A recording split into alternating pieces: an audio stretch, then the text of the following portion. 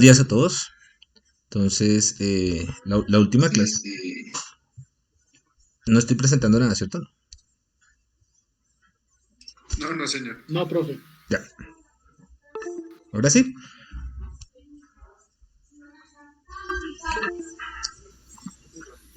Listo, gracias. Sí, ahora sí. Ok, listo. Entonces, la última clase estábamos trabajando en un algoritmo. Ya habíamos estudiado que era el perceptrón. Entonces, básicamente habíamos dicho que el perceptrón era esta función de acá, ¿cierto? Entonces la habíamos estudiado y habíamos visto que una vez nosotros teníamos unos puntos fijos que eran nuestros puntos de entrenamiento. Eh, para que esto funcionara de manera automática teníamos que construir algo que nos permitiera escoger unos pesos. Esos pesos determinaban la forma de esta cacharrita azul que hay acá. Listo, entonces de esta cacharra azul, la orientación de eso la determinaban los pesos. Entonces habíamos visto que para eso podíamos plantear un algoritmo, que era el algoritmo de aprendizaje del perceptrón. Entonces el perceptrón no era más que un plano pasado por una no linealidad. Y el algoritmo realmente era muy sencillo. Nosotros arrancábamos con unos pesos aleatorios. La entrada de nuestro algoritmo era un conjunto de datos. Datos que estaban eh, etiquetados, unos por ejemplo con uno y otros etiquetados como cero. Y nuestra tarea era tratar de encontrar cuál era el plano o la función que mejor separaba estas dos cosas, ¿cierto? Y para eso teníamos que encontrar unos pesos asociados a la inclinación y al desplazamiento de este plano de acá, o el vector normal y el desplazamiento si estamos en una dimensión más grande, ¿cierto? Entonces, para eso lo que hacíamos era, lo que hemos planteado era este algoritmo, que lo hemos sacado literalmente del bolsillo. Entonces, este algoritmo lo que hacía, simplemente recordémoslo, era buscar, bueno, arrancaba con un plano aleatorio, entonces no arranquemos con ese porque si no hacemos trampa, funciona muy bien. Entonces, simplemente repasemos lo que hacía el algoritmo. El algoritmo arrancaba con un plano cualquiera, por ejemplo este, y buscaba en las muestras que teníamos una que no estuviera bien clasificada, ¿cierto? Entonces escogía aquí aleatoriamente una muestra, cualquier muestra de estas. Entonces, por ejemplo, escogía esta muestra de acá y él preguntaba si estaba bien o mal clasificada. ¿Cómo hacía eso? Pues simplemente evaluaba a qué lado de esta línea punteada quedaba esa muestra. Entonces, si quedaba en el lado incorrecto, recuerden que lo que hace esta rayita punteada es partir esto en bolitas y eh, bolitas sólidas y bolitas abiertas. Veamos, aquí cogí un ejemplo malo. A ver, para que tenga sentido. Quitemos este de acá. Y para que tenga sentido, solamente para este ejemplo, cojamos esta muestrica de acá. Entonces, ay no, miento, está. De nuevo volví a coger una mala. Estoy dormido. Bueno, si quiero coger una mala, ¿cuáles fueron las que quedaron mal clasificadas? Por ejemplo, en este caso, esta de acá, ¿cierto? Esta quedó mal clasificada. ¿Por qué? Porque el plano me separó esto en dos lados, uno que es de bolitas sólidas y otro que es de bolitas abiertas. Entonces, esta originalmente era de bolita abierta, pero yo la clasifiqué como bolita sólida. ¿Por qué? Porque quedó a este lado del plano. Entonces, como quedó mal clasificada, primero como me doy cuenta yo que quedó mal clasificada porque hago esta cuenta de acá, ¿cierto? ¿Qué hace esta cuenta? Ven en cuál de los dos lados del plano quedó. Entonces, si quedó mal clasificada, lo que yo voy a hacer es hacer esto de acá. ¿Listo? Entonces, ¿yo qué hago? Cambio el vector W que determina este plano y hago W, vemos esto, no sé, X sub 1, W igual a el W que teníamos más el X sub 1. Entonces, eso va a hacer que este plano ya no esté en esa posición, sino que este plano esté en una posición distinta. Lo voy a marcar con naranjita. Algo va a pasar con ese plano. No sé, por ejemplo, lo voy a poner acá. Todavía no sabemos qué pasa con ese plano, pero algo va a pasar con ese plano. Entonces, el plano se mueve. En nuestro algoritmo, en la anotación que teníamos, antes habíamos pasado de un W sub 0, por ejemplo, que era este que iniciamos aleatoriamente, a un W sub 1. Y este W sub 1 pues corresponderá a este nuevo plano de acá. Listo, en la siguiente iteración, ¿qué es lo que tiene que hacer? Díganme ustedes qué tiene que hacer. ¿Están por ahí? Revisar que, pues, cómo están clasificados ahora los punticos Sí, muy bien. y si están mal clasificados, pues volver a acomodar el W. El W, listo. Entonces busco uno que esté mal clasificado y si hay alguno que esté mal clasificado, pues vuelvo a acomodar el W. En este caso, por ejemplo, en el ejemplito, no sé qué pasó ahí, pero terminó bien acomodado, entonces él ya saldría. ¿Ok? Entonces, digamos que esto de acá no entendemos, la magia está acá, ¿cierto? ¿Por qué hacer esta cuenta de acá termina construyendo el hiperplano que separa esas dos cosas? Entonces, el algoritmo realmente es fácil de implementar, eso no tiene ningún misterio. Pero para que este algoritmo funcione, digamos que teóricamente necesitamos hacer unos supuestos.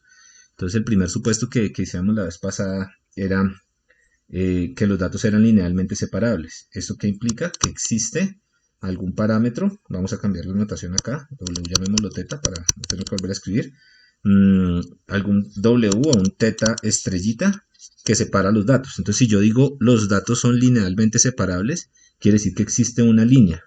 Y si existe una línea, existe un perceptrón ideal.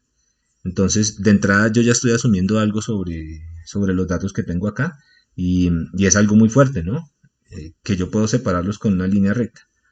Y si los puedo separar, existe esa línea recta, ¿cierto? Entonces nos hacíamos estas preguntas y estas preguntas, pues, digamos, como queremos hacer un poquito de teoría, las intentábamos responder, ¿ok? Entonces, el supuesto más importante, reitero, es que esta línea recta existía. ¿Eso se puede asumir en todos los problemas? Díganme ustedes. No, ¿cierto? O sea, no hay una buena razón para que la naturaleza exprese sus datos en términos de algo que sea linealmente separable. Sin embargo, eso es un supuesto que uno hace para poder construir teoría. Y mucho de lo que se hace en análisis en Machine Learning busca construir espacios de representación, es decir, espacios donde yo pueda acomodar los puntos de tal manera que me queden linealmente separables. Y cosas como las que estamos haciendo acá funcionan inmediatamente. ¿Listo? Entonces, estábamos haciendo la vez pasada la prueba del algoritmo de perceptrón. No sé cómo se viene acá. Así. Desea conservar sus anotaciones. Descartar. Ahora sí. Listo. Entonces, no la voy a volver a hacer, que está acá. ¿Cuál será de estas? Esta. Listo. Entonces, simplemente repasémosla para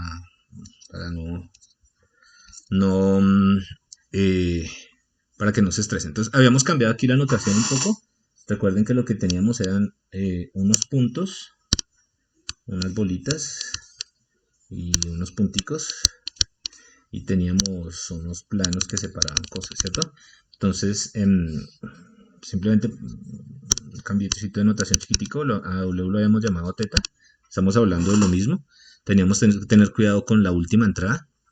Pero esencialmente lo que estábamos haciendo era capturar o calcular esto de acá. Entonces, lo que tenemos es una función que nos permite asignar a dos categorías, ¿cierto? Esas dos categorías pueden estar asociadas al signo.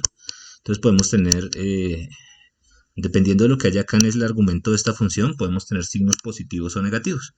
Entonces positivo va a estar asociado a un lado de este plano de acá y negativo a otro lado de este plano de acá. No cambia nada. ¿Qué hay dentro de esta cosa de acá? Dentro de esto, dime. Una pregunta. Sí, señora. Algo que yo no he entendido es si teta, o sea, el vector teta, Sí, el vector de parámetro. W0. Sí. ¿Sí también lo incluye? Sí, todo. Aquí lo estamos metiendo todo. ¿Listo? Entonces, listo. Es para que las cuentas nos salgan fácil. ¿Te acuerdas que la vez pasada en algún pedazo, venga, lo abrimos aquí con un pedacito para que no nos quede raro eso? Para que quede completo. En algún momento de la clase pasada yo dije tengan cuidado con el intercepto de la función. Entonces, ¿por qué eso? Porque cuando uno escribe una línea recta, pues la línea recta la escribe de la forma, la puede escribir de la forma y igual a mx más b, la forma usual en la que ustedes escriben las líneas rectas, o la pueden escribir de la forma a ¿Por qué suena eso raro? Algo que está pasando atrás y me tiene... ¿Qué será? ¿Alguien entra y sale o algo así? No. Puede ser, ¿cierto? Bueno. Listo, entonces... Esta es una línea recta, ¿cierto? What? ¡Ah! Ah, ya. No leo los avisos. De hecho, ¿qué pasó acá? Me cerró mi cosito. Ah, acá. Creo que es el mismo. Algo pasó. Perdí el dibujito que ha hecho. Entonces lo que queremos describir es el modelo del plano. Entonces una línea recta la podemos escribir de la forma y igual a mx más b, ¿cierto? O la podemos escribir de una manera más general. A por x más b por y más un c, ¿cierto? Igual a 0. Estamos hablando de lo mismo, simplemente es una cuestión de álgebra. Entonces, esto me describe esta línea recta de acá. ¿Cuáles son los parámetros de esa línea recta? Pues un vectorcito que tiene entradas A, B y C. ¿Listo? Entonces, ¿cómo yo sé que un punto está a un lado o al otro de la línea recta? Pues, por ejemplo, ¿cómo sé que este punto verde está a un lado de la línea recta? Pues simplemente lo que puedo hacer es literalmente evaluar las coordenadas de este punto, llamémosla x1 y y1 en esta funcioncita de acá, ¿cierto? Entonces esto me quedaría a x1 más b y1 más c. Entonces esto es un número y puede dar o mayor que 0 o menor que 0 o igual a 0, ¿cierto? Si es mayor que 0 es porque este punto de acá está en un lado del plano. Si es menor que 0 es porque este punto de acá está en el otro lado del plano, ¿cierto? Y si es igual a 0 porque satisface la ecuación, entonces está sobre el plano. ¿Listo? Pero esto mismo yo lo puedo escribir de la siguiente manera. Utilizando la parametrización del plano, yo puedo decir, bueno, si θ es... para mantener los mismos colores. Si θ es el vectorcito A, B y C, y atentos acá porque aquí viene el truco, y X lo escribo como x1, y1 y 1, pues para saber si está en un lado o en el otro, lo único que tengo que hacer es el producto punto entre θ y x traspuesta. ¿Cierto? Porque ¿qué sería el producto 1? A por x sub 1, ¿cierto? Más B por x sub 2, por y sub 1, más C por 1. Ya, se acabó, es esto mismo. Entonces esta misma cuenta, para saber si está a un lado o otro del plano, yo la puedo escribir de esta manera. Θ por x, donde θ es ABC y yo tengo que tener cuidado de meterle aquí la última coordenada como 1 a los datos de entrenamiento. ¿Listo? Ah, ok. Sí, es que no me estaban cuadrando las dimensiones de los dos vectores. Sí. Por eso estaba preguntando si W0 pertenecía a θ, pero ya entendí que era así. Listo, listo. No, gracias por la aclaración. Ahí ya creo que queda más claro. Entonces de esa manera ya podemos nosotros entrar acá y, y escribir en una sola ecuacióncita la regla que nos clasifica a un lado o al otro del plano, ¿cierto? Y pues el signo nos está diciendo si nos queda a un lado o al otro del plano, ¿cierto? Entonces acá simplemente para remarcar, esto va a estar en un espacio RD, unos parámetros, en el caso anterior estaba en R3, aunque los puntos estos X estuvieran en R2, pues vamos a tener cuidado y ponerle el 1 al final y no, nada va a pasar.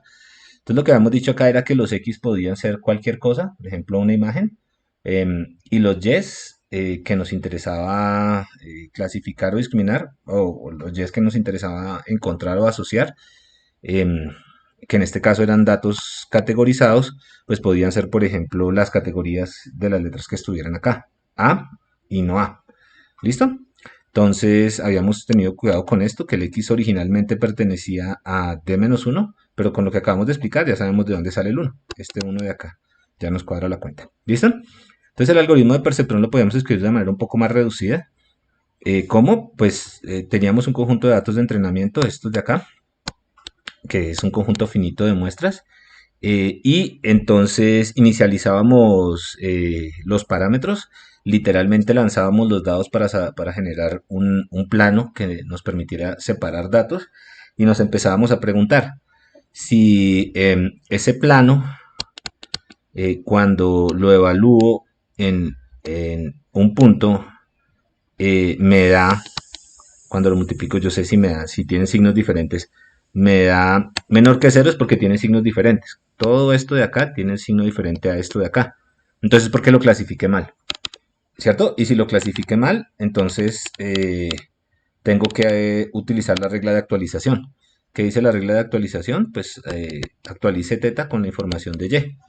Entonces, estas dos líneas de acá simplificaban los dos if que estaban allá. Es lo mismo, es exactamente lo mismo, ¿cierto? Entonces, mientras existan, aquí dice, mientras existan puntos que se clasifiquen mal, actualice los parámetros de teta. ¿Ok? Entonces, ¿es claro eso? Pues, no, simplemente la cuentica ahí para meter las dos cosas, un truquito algebraico en la misma línea. Entonces nos preguntábamos dos preguntas importantes, para la redundancia. Si el algoritmo encontraba los parámetros correctos, es decir, si el algoritmo servía, si servía para dos puntos, dos conjuntos de puntos que fueran linealmente separables, servía para encontrar un plano que los separara. Y el otro era si el algoritmo terminaba. Puede que el algoritmo no termine. Aquí a simple vista uno no sabe que termina. ¿Por qué no sabe que termina? Porque, por ejemplo, si yo implementara esto, lo que yo haría es si me pusieran a implementarlo, yo haría como un while, ¿cierto? ¿O cómo lo implementarían ustedes? Para mí esto es como un while, ¿cierto?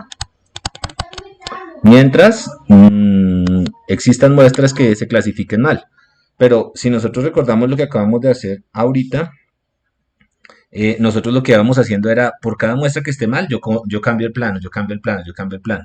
Entonces, a simple vista, uno podría pensar que puede quedarse dando vueltas, cambiando el plano, y cada que yo cambie un plano, puede que unas muestras me queden bien clasificadas y otras no. Y yo vuelvo a cambiar el plano y puede que me queden unas clasificadas y otras no. Entonces, en principio, cuando uno ve el algoritmo, dice, aquí no hay garantía de que eso termine, porque se puede quedar en un ciclo infinito, acomodando el plano tantas veces como quiera.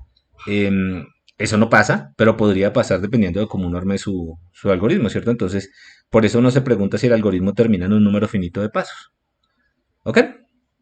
Listo, entonces, para responder estas dos preguntas y verificar que este algoritmo sí sirviera para algo, nosotros, nosotros lo que hicimos fue arrancar de unos supuestos, ¿no? Entonces, ¿cuáles eran los supuestos? Que los datos eran linealmente separables. Ya acabamos de discutir que linealmente separables implica que existe un separador lineal, es decir, un conjunto de parámetros que le habíamos puesto esta estrellita para indicar que efectivamente existía. Y el otro, que podíamos encontrar un plano de separación, lo que existía, y aspirábamos a encontrarlo, ¿no? Y el otro tenía que ver con que los datos fueran acotados, estuvieran acotados dentro de una bola de radio R, ¿cierto? Entonces, ok. Entonces, lo que decíamos acá, este era un truquito bonito. Este de acá era un truquito bonito. Y el truquito lo que decía era, si existe el hiperplano de separación, aquí mírenlo, debería separar muy bien los datos. Ok. Si separa bien los datos, quiere decir que cuando yo evalúe en qué lado del plano está, por ejemplo, yo digo está al lado izquierdo, la etiqueta debería ser lado izquierdo. O sea, si la etiqueta es 1, cuando yo evalúe esto de acá, me debería dar 1. Y 1 por 1 me da algo positivo, ¿cierto? Entonces, como este número de puntos es finito, cuando yo haga estas cuentas de acá, yo voy a tener un montonón de números positivos. Uno por cada una de las muestras que él clasificó correctamente. Entonces, dentro de ese conjunto de números finitos, yo puedo escoger números finitos y positivos. Yo puedo escoger alguno de esos e irme un poquito por debajo. Entonces, yo ya puedo establecer una cota inferior de este número de acá, de esta cuenta de acá. ¿Listo? Este es. Ya, si quieren, hacemos. ¿Entienden ese punto o hacemos un dibujito para que lo entiendan? Esto tiene que ver. No, profe, no logro entenderlo bien. Esto tiene que ver con algo que se llama el margen de separación. ¿Listo? Entonces, listo. Si no lo entienden, lo hacemos. Para eso estamos en clase, ¿no? Ok. Entonces, a ver, ¿cómo nos inventamos un dibujito para esto? Acá. Ujú.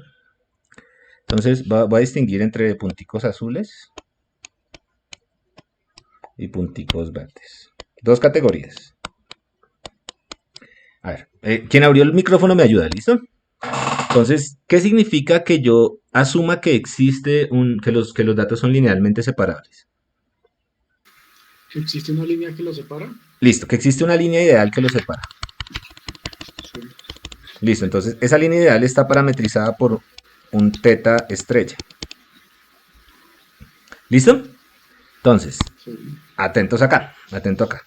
Entonces, ¿qué pasa si yo hago teta estrella por x1? Este es x1.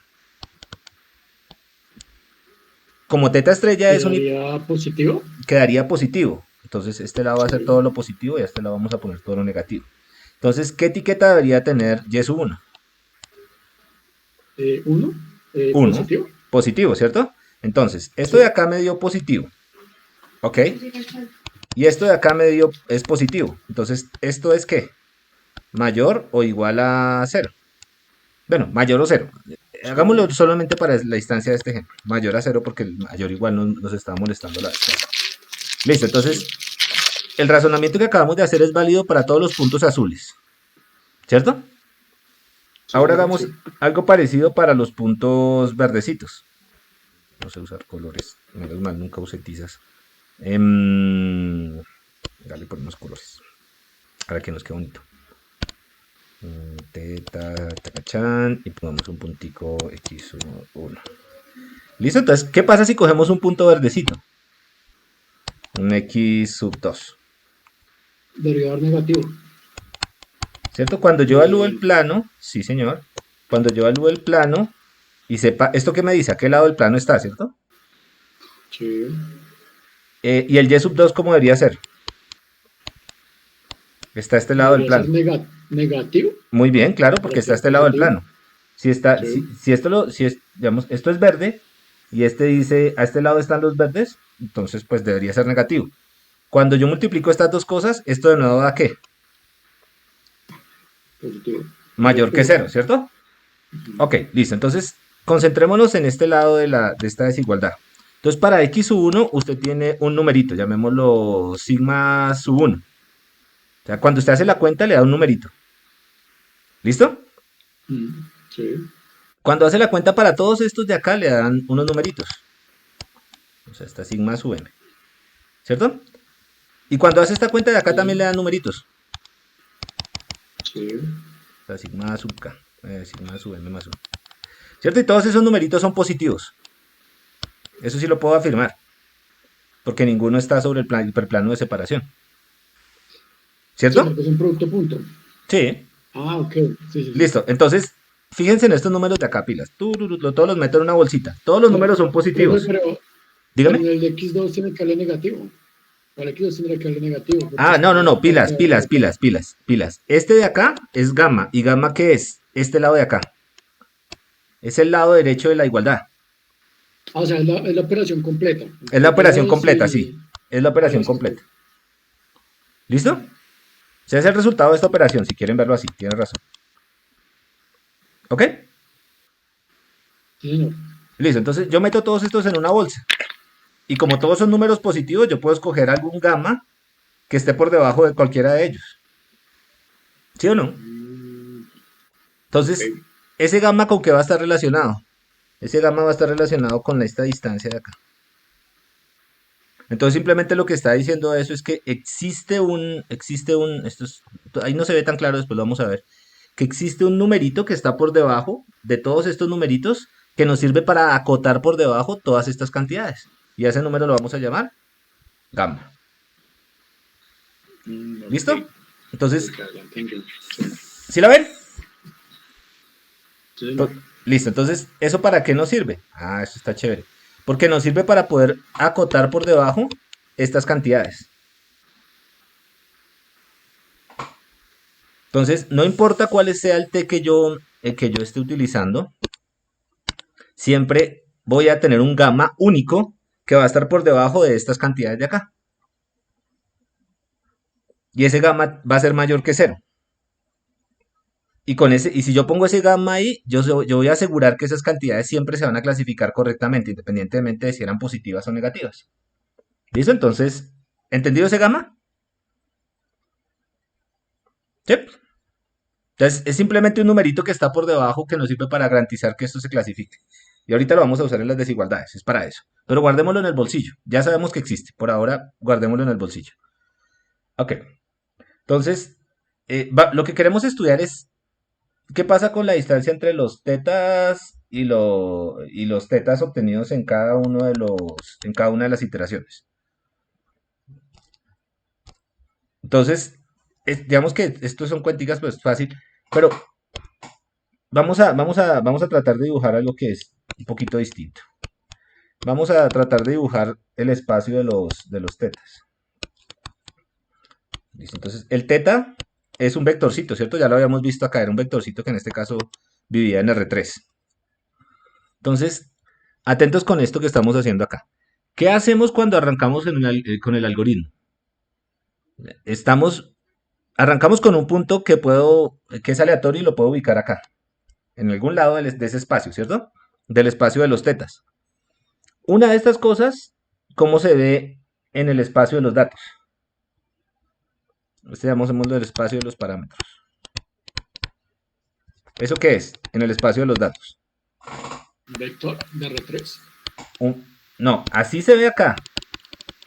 En el espacio de parámetros es un vector, ¿de acuerdo? Pero ¿cómo se ve esto en el espacio de los datos? ¿Como una qué? ¿Una recta? Como una recta, ¿cierto? Entonces yo cuando escojo una recta, implícitamente estoy escogiendo un punto ¿dónde? En el espacio de los parámetros. Entonces, si escojo otro punto, pues es otra recta. ¿Sí o no? Simplemente estoy pintando las cosas en espacios diferentes. Bueno, eso no tiene misterio. O sea, acá se ven los datos. Acá ya no se ven los datos. En este espacio de parámetros no se ven los datos. Pero lo que sí veo más claro es el punto que estoy tratando de encontrar. No, los puntos que me representan mis funciones de separación. ¿Cierto? ¿Sí o no? Entonces, ¿qué hace el algoritmo en cada uno de los pasos? Profe, yo no entiendo eso. Listo. A ver, ¿entiende este pedazo de acá? Sí, señor. Listo, entonces, ¿cómo parametrizo yo esta línea recta? Pues Con con un un teta. vector. Sí, con un teta, ¿cierto? ¿Pero qué es teta? Sí. 3 coordenadas. Teta sub 1, teta sub 2 y teta sub 3. Ah, ok, ok. Entonces, en vez Ok, de ya lo pintarlas entiendo. acá, que se ven como raras, yo voy y las pinto en este nuevo espacio. Y digo, ah, mire, esto es un puntico en este nuevo espacio. ¿Sí? Sí, ya entendí. Sí, sí, gracias. Listo. Entonces, usted respóndame. ¿Qué hacemos en el algoritmo? Inicialmente escogemos un punto de estos aleatoriamente. Este es el primer teta. Listo. ¿Qué hace el algoritmo en el siguiente paso? Cuando él encuentra uno mal clasificado, ¿qué hace? Genera un nuevo ¿Lo ¿qué? corre? Sí, genera un nuevo Ajá. teta. Entonces, él dice, uy, yo estaba acá y se mueve ¿a dónde? Ay, perdón. ¿Se mueve a dónde? A otro puntico en este espacio, porque se mueve a otra línea recta. Entonces, eso literalmente es moverme de acá a acá. Esta flecha que acabo de pintar corresponde a la siguiente iteración, y esa es teta sub 1. ¿Listo? ¿Y qué hace en el siguiente paso? Cuando él encuentra uno malo, ¿qué hace? Otro punto, teta sub 2. Entonces, literalmente o realmente lo que yo estoy haciendo cuando corro el algoritmo es explorar el espacio de los parámetros. ¿Sí o no? Yo estoy saltando de un parámetro a otro en este nuevo espacio de acá. Porque yo estoy literalmente saltando de una recta a otra, pero aquí están todas las rectas. Aquí en este espacio de parámetros viven todas las posibles rectas que yo puedo construir en este espacio de acá. Entonces es como ponerse otras gafas. Me voy a otro espacio para representar de una manera más sencilla lo que está pasando. ¿Listo? ¿Está entendido ese punto? Entonces, Señor. estamos hablando de lo mismo. Estamos hablando de este lado de rectas y las pintamos como rectas al lado izquierdo. Y al lado derecho estamos hablando de que un punto corresponde a una recta. Aquí veo todas las rectas en este espacio de acá veo, en este espacio de la derecha veo todas las posibles rectas que podría escribir en el espacio del lado izquierdo. Pero una ventaja de este espacio es que, por ejemplo, yo puedo ver cómo van saltando esas rectas. De hecho, eso tiene una implicación más chévere con respecto a lo que acabamos de decir. ¿Qué significa que los puntos sean linealmente separables? ¿Que existe un qué? Un puntico en este espacio, llamado teta estrellita, eh, y ese puntico en ese espacio corresponde al plano que separa estas dos cosas. Si yo asumo que son linealmente separables, ya estoy diciendo, miren, en ese espacio yo ya asumo, ya existe un punto. Entonces, la meta del algoritmo va a llegar a ese punto. Que hay convergencia. Exactamente. Entonces, la meta del algoritmo es, si yo arranco por acá, el algoritmo debería hacer tan, saltar acá, y después saltar acá, y después saltar acá. Demórese lo que se demore, el algoritmo en algún momento debería llegar acá. ¿Cierto? Eso significa que el algoritmo converge. ¿Por qué? Porque yo arranqué en este azul y empecé a iterar. Iterar significa saltar a otro punto en ese espacio. Y seguí iterando, saltar a otro punto en ese espacio. Y seguí iterando, seguí iterando, seguí iterando. Si el número de flechitas de saltos que yo hago es finito, pues converge en tiempo finito. Si el punto verde llega al punto, el punto azulito, perdón, teta sub 0, llega al teta estrella, es porque encontró la solución, ¿cierto? Entonces, él puede llegar exactamente, bueno, o él puede Eso llegar. nunca va a pasar así. Eso es lo que queremos verificar si pasa. O sea, hay un error muy mínimo, pero se supone que la convergencia no permite que eso pase. ¿Quién? O sea, No, espere. siempre... ¿Quién dijo que no? Uno puede tener algoritmos que converjan, lleguen a la solución. Es que cuando. Exactamente. Claro, claro, porque las condiciones del problema no dicen que no se puede. Pilas porque ustedes están hablando como cuando uno ve en análisis, ¿cierto? Que en Sí, análisis uno arma una exactamente. serie y entonces no llega. ¿Sí o no? Digamos que ese es el razonamiento que usted dice. Pero es que lo que le dicen, eso que usted no llega es como para ver el detalle de que usted se puede acercar mucho, mucho y no llega. Ok. Pero Pero usted sí además que puede puede llegar. haber incluso puede haber varias soluciones, ¿no? O Sí, sea, que no sería un conflicto ahí. podrían haber varias, pero digamos, ahí no hay problema. Pero pilas porque aquí esto es como en matemáticas, pero es un poquito diferente. En matemáticas uno, por ejemplo, prueba que una serie se puede acercar mucho, mucho, mucho y no llega. Entonces, de eso se derivan un montón de propiedades de la vecindad y estas cosas. Pero acá es parecido, pero usted sí puede llegar. O sea, efectivamente usted sí podría llegar a teta estrella. De hecho, en algunos casos usted va a llegar y llega en un número finito de pasos y llega y encuentra su teta estrella y se acabó. Pero bueno, no se confundan con eso. Lo que yo quiero es que vean que ustedes van saltando. Cada uno de estos saltos es una iteración del algoritmo. Mire, saltaron una iteración, segunda iteración, tercera iteración. Y en un número de saltos, en ese espacio de parámetros, ustedes llegan. ¿Listo?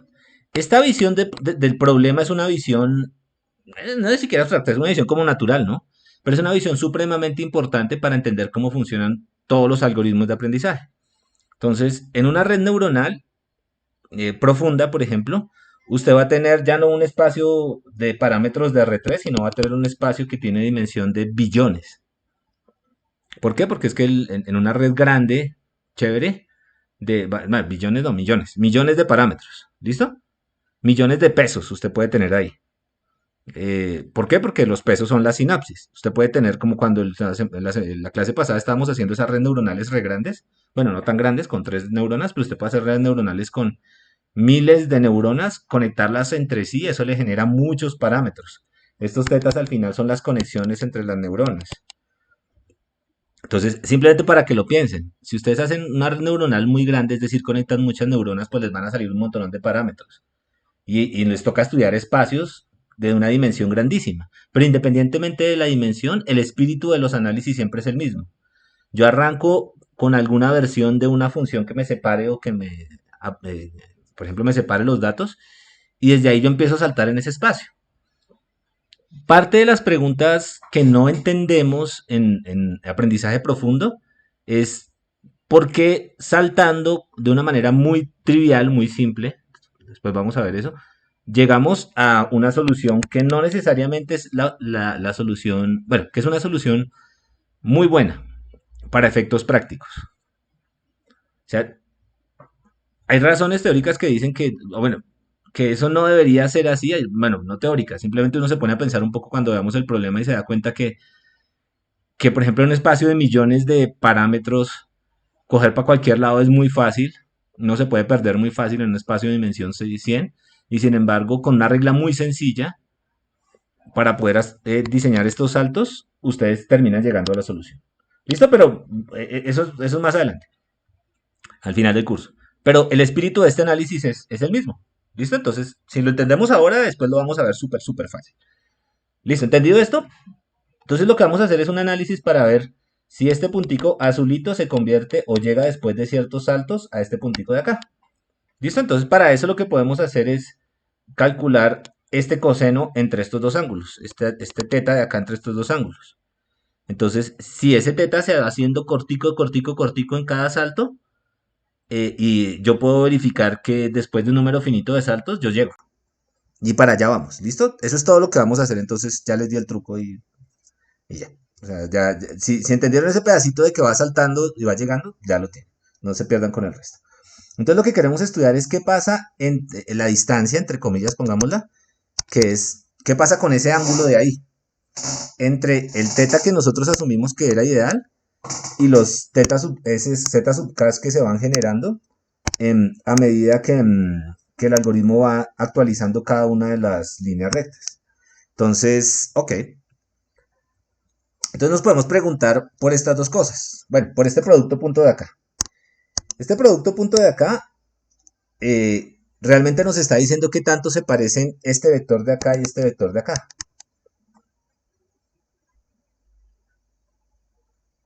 ¿Entienden eso? ¿Entienden por qué un producto punto es una medida de qué tanto se parecen dos cosas? ¿Sí? Bueno. Sí, sí, señor.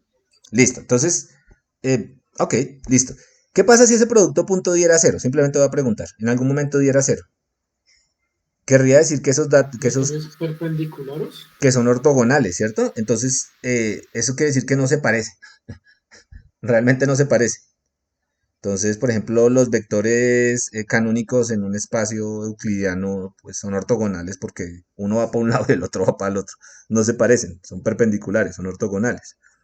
¿Listo? Entonces, eso puede dar obviamente mucho mayor que uno o menor que uno dependiendo de las entradas, pero el espíritu y la esencia de esto es medir qué tanto se parece el ideal del algoritmo, el ideal estrellita, con el que va generando el algoritmo, con cada uno de los Ks que va generando el algoritmo. Ok, listo, entonces el resto son cuentas, entonces las cuentas no tienen que asustarnos nunca. Entonces queremos preguntar qué tanto se parecen y sabemos en un paso cómo se actualiza este K, este teta sub K. Se actualiza de acuerdo a esta regla de acá. Entonces, simplemente reemplazo, ¿no? Teta estrellita por cómo se actualizó. Ah, listo, ¿cómo se actualizó? Pues yo cogí el anterior y le sumé esta cantidad de acá. Esta cantidad en azulito. Si escribiera. Esta cantidad en azulito. Listo, entonces, nada. Yo me doy cuenta que si existe, bueno, tengo esa cuentica de ahí. Si existe un clasificador lineal, no se cometen errores. Entonces, si no se cometen errores, cuando este de acá, vamos, cuando expando esta sumita de acá, la de acá arriba, ay, escribo. Cuando expando la suma de acá arriba, pues simplemente me quedaría teta estrellita traspuesta por teta que tenía en el paso anterior, más teta estrellita traspuesta por y por x de t. Pero y por x de t lo puedo reescribir de esta manera. Yo sé que con este teta de acá, teta estrellita, yo nunca voy a cometer errores. Listo, entonces, porque eso fue lo que asumí, que existía ese teta estrellita. Si nunca voy a cometer errores, y atentos acá, para eso era que era nuestro gamma, si nunca voy a cometer errores, entonces ahora sí puedo sacar del bolsillo, recuerden que había guardado hace rato en el bolsillo un gamma, que me daba como una cota inferior, para esta cantidad de acá. Entonces, ahora saco mi gamma y me quito, en la prueba, me quito literalmente encima estos T minúsculas, cada una de las muestras. Entonces, meto mi gamma y como yo sé que el gamma está por debajo de todos estos números, yo puedo decir que toda esta cantidad está por encima de esta cantidad de acá. ¿Listo? ¿Por qué? Porque yo ya había verificado antes que mi gamma estaba por debajo de estos de acá. ¿Listo? ¿Claro eso? Ay, Dios. Listo. Entonces, el truco era ese. Entonces, ¿qué hice yo? Literalmente lo que hice fue encontrar una forma de acotar cuánto estaba variando entre dos pasos, la similaridad entre el algoritmo, entre los parámetros del algoritmo en el paso K-1 y los parámetros del algoritmo en el paso K. Entonces, vamos a ponerlo aquí de nuevo en nuestro matachito del espacio de parámetros. ¿Recuerdan el espacio de parámetros? Simplemente para que lo vean de pronto. Entonces, por acá hay un teta estrella. Y yo arranqué por acá en teta sub 0. Entonces, lo que voy a ir haciendo es, saltando en este espacio de parámetros, desde teta sub 0 me voy a mover a un teta sub 1. ¿Cierto? Con esa regla de ahí. Entonces, ¿qué dice el resultado que acabamos de construir? Dice que el producto punto entre teta estrella y teta sub 1 menos el producto punto entre teta estrella traspuesta y teta sub 0 debe ser siempre ¿qué? Mayor o igual que un gamma. Entonces, díganme ustedes qué está diciendo eso. O ayúdenme a entender qué está diciendo esto. Está mirando como los pasos que hay entre cada iteración. Sí, Por ahí ¿qué está entonces pasando hay entre dos iteraciones? Sí, pero se está yendo como más rápido a medida que voy aumentando la iteración. todo el truco está en esto de acá. Este número es un número positivo, ¿cierto? ¿Sí o no? Entonces, ¿qué está diciendo? Que es como la idea de ¿se está acercando o no? Es la pregunta.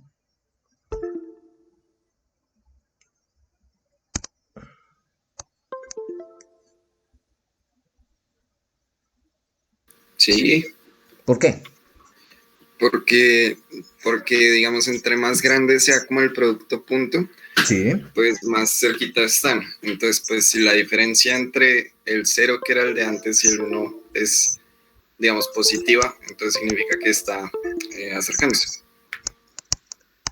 ¿Listo? Entonces, aquí lo que estaba diciendo el compañero era David, ¿cierto? Sí, Acá. Sí, ya me aprendí el nombre de uno por lo menos. Entonces, el rojito es... Ay, Dios, rojito. El rojito es esto de acá. Ah, no, mentiras. El rojito es esto de acá.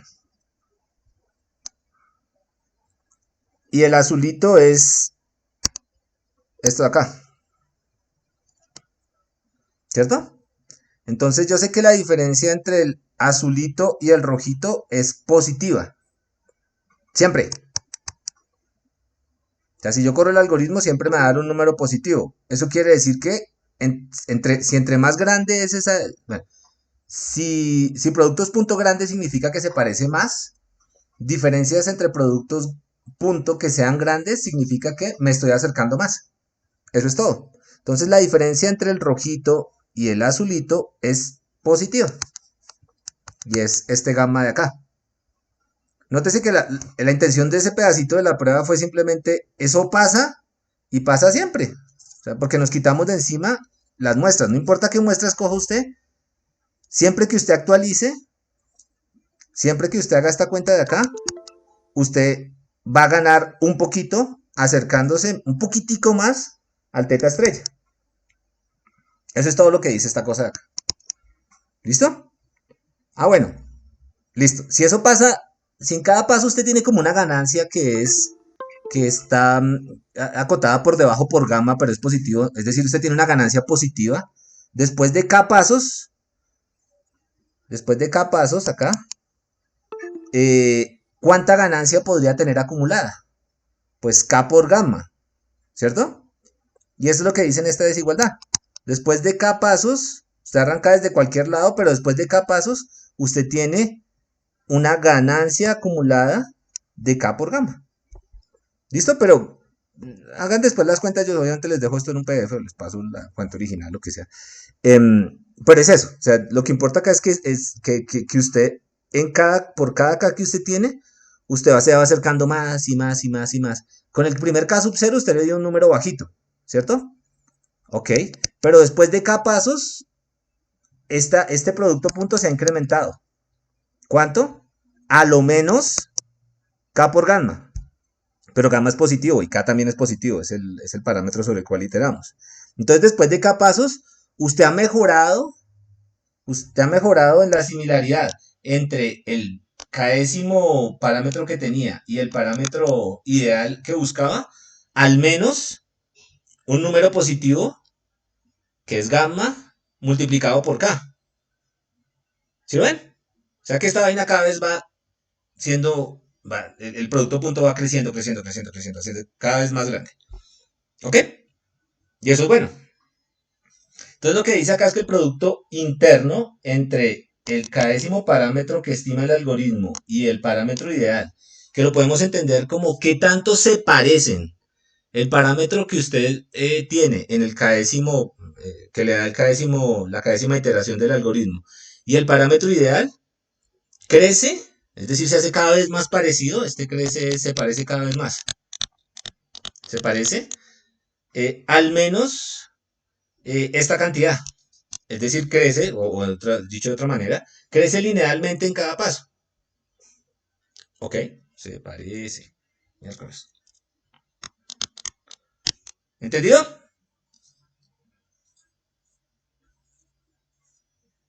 Sí, ¿no? ¿Sí? Sí, Bueno, parte sí. listo. Bueno, después lo revisan ustedes, no tiene problema. Pero lo que importa es estos mensajitos que quedan por ahí dando vueltas. Entonces, ahora vamos a estudiar cómo se ve cada una de estas cosas. Entonces, ya vamos a ver por qué toca estudiar cómo se ve cada una de estas cosas en cada paso. Este resultado de acá, que ya está todo matachado y todo feo, pero este resultado de acá nos está diciendo, este de acá, este es el resultado, nos está diciendo que en cada paso del algoritmo hace que el producto crezca. Cada paso del algoritmo, que el producto punto crezca. Cada paso, los parámetros encontrados por el algoritmo se parecen cada vez más a los parámetros ideales. Pero resulta que podría pasar que este producto punto crezca, no porque se parezcan geométricamente, no porque el ángulo se haga más pequeño, sino porque esta cosa de acá se hace más grande. Aquí lo que tenemos, lo voy a sacar, era teta estrella traspuesta por teta en el késimo paso es mayor o igual que K por gamma. ¿Listo? Entonces, esta cuenta funciona bien. Entonces, en el primer paso, yo he hecho que esto crezca gamma. En el segundo paso, 2 gamma. En el tercer paso, 3 gamma. En el paso 100, yo tengo garantía de que este número de acá, al menos va a ser 100 gamma. Pero entonces, ¿es suficiente con eso? No, porque es que si el primer vector era chiquito, el teta sub 0 era chiquito, y el segundo teta era más grande, teta 1, y el tercer teta era más grande aún, entonces esto mismo lo voy a tener, porque simplemente escalando el mismo vector yo puedo tener eso. Pero pero no va a tener nada porque mire que todos los vectores están en la misma dirección. Y lo que yo quiero es que mi algoritmo se mueva, que mi vectorcito en cada iteración se mueva para pegársele más a teta estrella. Entonces yo necesito estudiar cuál es el tamaño de este vector, porque este vector podría simplemente yo escalarlo, con eso garantizo, el algoritmo podría escalarlo, garantizar que esta cuenta se tenga, y sin embargo eso no es garantía de que en realidad yo esté llegando. ¿Listo? Entonces esa es la razón por la que nos hacemos esta pregunta. Entonces estudiemos cómo es el tamaño de esos vectorcitos en el espacio de parámetros en cada una de las iteraciones. Entonces la cuenta algebraica es igual. Yo qué quiero estudiar el tamaño. Entonces, ¿qué hago? Estudio la norma de este vector en la késima iteración. ¿Qué es eso? Pues yo ya sé que en la késima iteración sería lo que tenga en la iteración anterior. Aquí era la iteración anterior, ¿no? Aquí me había equivocado. Aquí era la iteración anterior más con lo que lo actualicé. ¿Eso qué sería? Pues cuentas, ¿no? El primero al cuadrado más 2 veces el primero por el segundo más el segundo, la norma del segundo, ¿cierto? Este pedazo de acá. Estos y son escalares y estos x son vectores, entonces las cuentas ahí nos van a cuadrar. Entonces acá viene de nuevo el asunto. Y son dos cositas, ¿no? Dos argumentos acá. Uno es que este pedazo de acá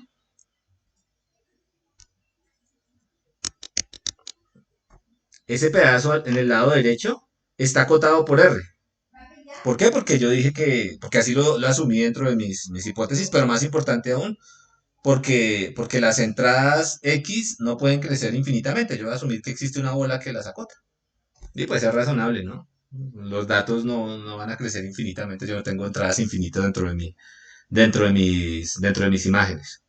O no tengo un salario infinito dentro del vector de características de un cliente. Pero bueno, entonces aquí le pongo una cota R y entonces ya puedo decir que este pedazo es menor o igual que ese R de arriba. Ese R no era más que la bola que contenía acá miren. La bola que contenía, una bolita que contenía a todos los X. Eso es todo lo que había ahí. Ahora bien, ¿qué quedó en la mitad? Entonces cuando uno hace la cuenta, lo que se da cuenta es que en la mitad quedó una clasificación, que es lo que está en amarillo, ¿cierto? Esa nos da una clasificación, ya entendimos que nos da una clasificación. Entonces, ¿es una clasificación correcta o es una clasificación incorrecta? Es la pregunta. ¿Ustedes qué dicen? ¿Era incorrecta? Es incorrecta, ¿cierto? ¿Otra vez? Porque si se actualizó es porque en el paso anterior había metido las de caminar, entonces esa cuenta de ahí fue incorrecta. O sea, si actualizó fue porque antes había cometido un error. Y cometer un error significa que esto en amarillo, esto de acá en amarillo, va a ser menor que 0. ¿Listo? Entonces, ya con esto puedo de nuevo construir una cota, esta cotica de acá. Que es que yo no puedo decir nada sobre esto de acá. Bueno, lo dejo igual. Pero lo que sí puedo decir es que esta cantidad de este lado es menor o igual, esta cantidad de este lado, es menor o igual que esto de este lado de acá. ¿Cierto? ¿Por qué? Porque este pedazo está restándole, bueno, y este pedazo de acá está por debajo de R. Este X de T está por debajo de R. Entonces, yo le resto el de la mitad, y porque en ese pedazo está simplemente el pedazo donde cometí el error. Este del lado izquierdo, del lado derecho, está por debajo de R. Entonces, si está por debajo de R, toda esta cuenta debe estar por debajo de R medios. De R cuadrado. ¿Listo? Todo el mundo ve esta cotita de acá. Es una cota sencilla de ver. Pero yo gané algo bien interesante. Haciendo el mismo razonamiento, ¿en cuánto ha cambiado el tamaño del parámetro en un paso?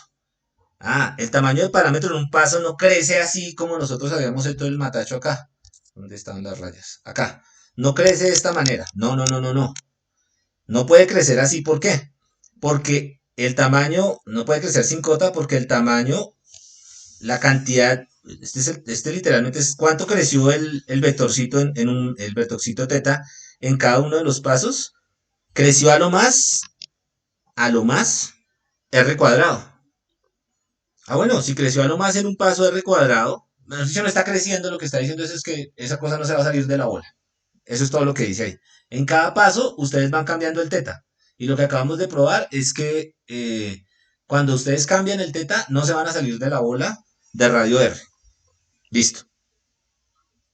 Listo. Entonces, después de cada pasos, yo puedo garantizar que el tamaño de ese vector está por debajo de KR cuadrado. El mismo razonamiento de antes. Primer paso, yo estoy por debajo de R. Segundo paso, podría crecer, pero ya estoy por debajo de R R cuadrado más R cuadrado. 2R cuadrado. Tercer paso podría crecer, pero como yo sé que en cada paso a lo más crece R cuadrado, después de K pasos a lo más podría crecer K por R cuadrado. Entonces, antes de pasar, vamos a ver un dibujito acá que de pronto nos sirve, porque estas cosas no solamente son para echar álgebra, sino para entender qué está pasando. Entonces una pregunta, ¿CR dónde aparece? Acá. Un valor arbitrario. Es un valor que acota los valores de X. Es una bola que contiene los valores de X. Las normas de X. Bueno, los X. Ya lo miramos. Ok. Entonces, vale que verá que esto ya coge forma. Ese es el espacio de los datos.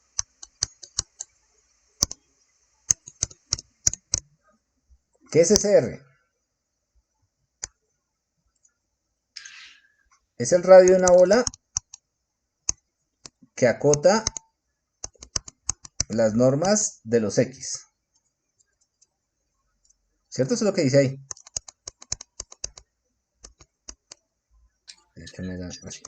SR podría escogerse como la norma del punto más, la norma más larga. La norma del punto que esté más lejos del origen, ¿sí?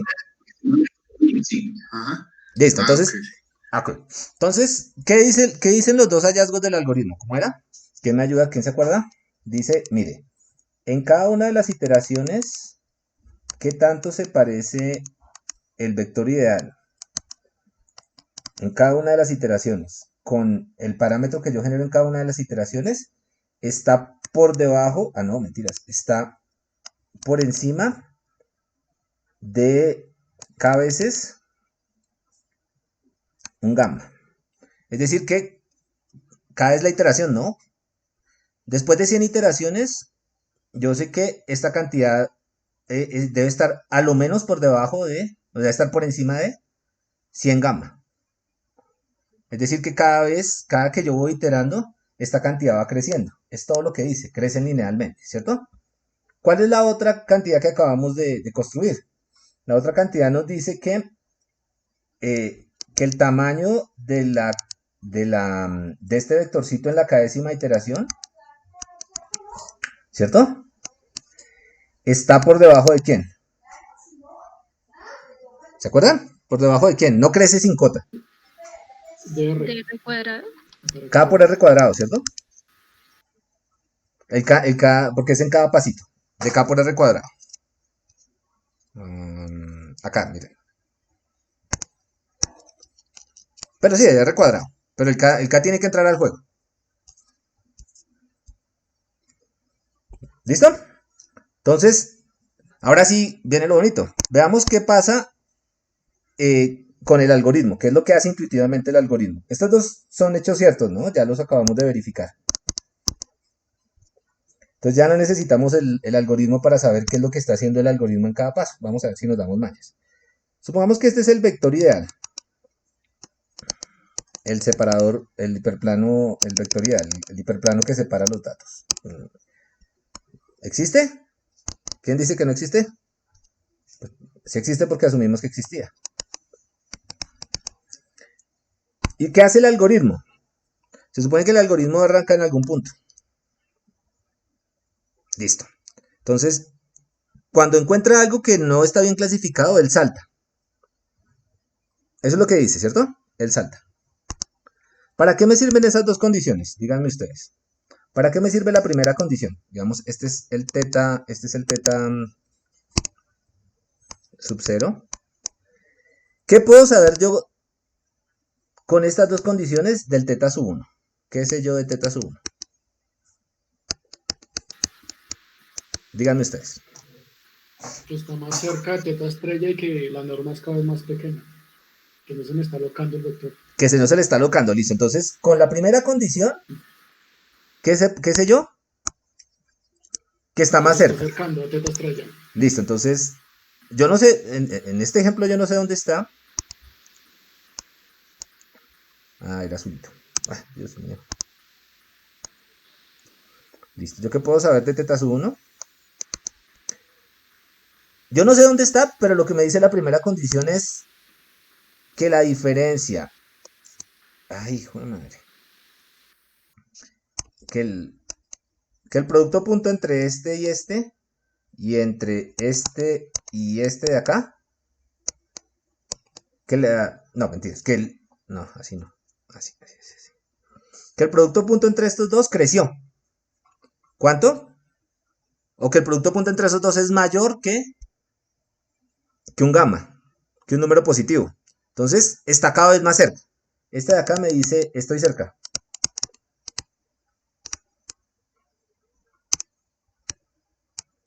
Muy bien.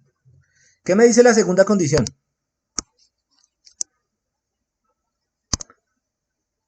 Bueno, de nuevo, podría ser que el teta sub 0 se volvió mucho más grande. Y cuando calculo el producto punto, pues me va a dar un número más grande. Pero le estoy haciendo trampa porque yo no me estoy acercando, sino simplemente estoy escalando el valor de teta sub 0. Y la primera condición se tiene. ¿Qué dice la segunda condición? Que esto no está pasando, ¿cierto? Que el teta sub 0 no se está haciendo más grande, sino que el teta sub 1, perdón, no se está haciendo más grande, sino que el teta sub 1 tiene que hacerse pequeño, tiene que mantenerse en una bola de este radio. ¿Ok? Entonces, cuando yo paso de acá a acá, con la primera condición garantizo que se va a aparecer, y con las dos condiciones sumadas me garantizan que se va a aparecer. ¿Listo? ¿Qué significa que se parezcan? Que cada vez esté más cerca, que el ángulo se cierre, y ya vamos para allá. Pero, antes de hacer las cuentas de lo otro, yo quiero simplemente que observen esto. ¿Cuál es el rol del gamma y cuál es el rol del R? ¿Qué gamma deberían tener ustedes y qué R deberían tener ustedes? Bueno, ¿qué gamma? ¿Un gamma pequeño? Para aprender rápido. Si quieren aprender rápido. ¿El gamma debe ser pequeño o grande?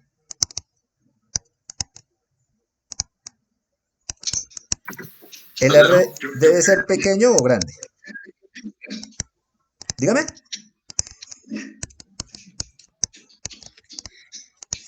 Dígame. R pequeño, gamma grande. Con un Yo R pensaría pequeño, que el gamma debería ser grande. el gamma Un tiene R que ser pequeño. grande. Muy bien, listo. ¿Por qué? ¿Por qué?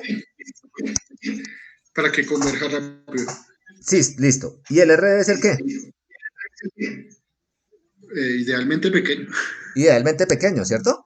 Pero entonces, estudiamos por ejemplo el R. ¿Qué significa que yo tenga un R pequeño? En este ejemplo de acá. Que los puntos todos viven en una bolita chiquitica, ¿cierto? Porque todos los puntos viven en una bola de radio R. Entonces, intuitivamente tiene sentido. ¿Qué pasa si los puntos viven en cerquita al origen? Todos viven cerquita al origen. La convergencia es más rápida porque los números son menores a 1, de 0 y 1, las normas. Sí, exactamente. Si son muy cerquitas al origen, entonces tienen normitas chiquiticas. Entonces no me toca explorar como mucho el espacio para poder determinar cuál es el hiperplano de separación. Pero ¿qué pasa si los puntos vienen en una bola grandotototototota? Es decir, el R es grande. La convergencia es más lenta, ¿no? La convergencia es más lenta. ¿Por qué? Porque es que intuitivamente el plano que yo tengo que acomodar tiene que barrer un espacio más grande. ¿Cierto? ¿Qué habíamos dicho que era el gamma? El gamma era la separación. Aquí yo les había dicho que después lo íbamos a ver, pero acá este era el gamma, ¿sí? ¿Se acuerdan? ¿Qué pasa si el gamma es pequeño? Claro, cuando uno ve la cuenta de acá arriba, uno dice, eso no converge rápido. Pero si lo ve geométricamente, ese gamma también tiene una interpretación en el espacio. ¿Qué significa que el gamma sea pequeño? Que los puntos azules están muy cerca al hiperplano de separación y que los puntos verdes están muy cerca al hiperplano de separación. Intuitivamente, ¿eso qué significa? Que el problema es fácil o difícil de resolver, el problema de separarlos. Es difícil. Es difícil, ¿cierto? Entonces, entre más cerca esos puntos estén al plano, el gamma va a ser más pequeñito y más complicado va a ser separarlos. Entre más desparramados estén los puntos, tengo que agarrar más espacio para encontrar mi plano. Entonces, ¿yo qué quiero? Yo quiero que el gamma sea grande y que los puntos estén metidos en un pedacito pequeño del espacio. Y eso coincide muy bien con lo que nosotros querríamos de nuestros puntos si resolviéramos el problema en GeoGebra. Si los puntos están muy lejos, si los puntos son linealmente separables, pero los separa un margen, esto es el margen, llamémoslo un margen, ¿cierto? Una distancia entre los punticos muy pequeño, es más difícil separarlos. ¿Listo? Entonces, el margen es algo súper importante por ejemplo, en las support vector machines. La clave está en el margen, la clave está en poner un grado de incertidumbre sobre qué tan pequeño es ese margen. Pero bueno, no importa en ese momento. Pero si lo ven, estos numeritos los podemos interpretar en el espacio de características, el gamma y el R, pero también los podemos interpretar en el espacio de los datos. Y claro, los datos al final dependen de los datos, ¿no?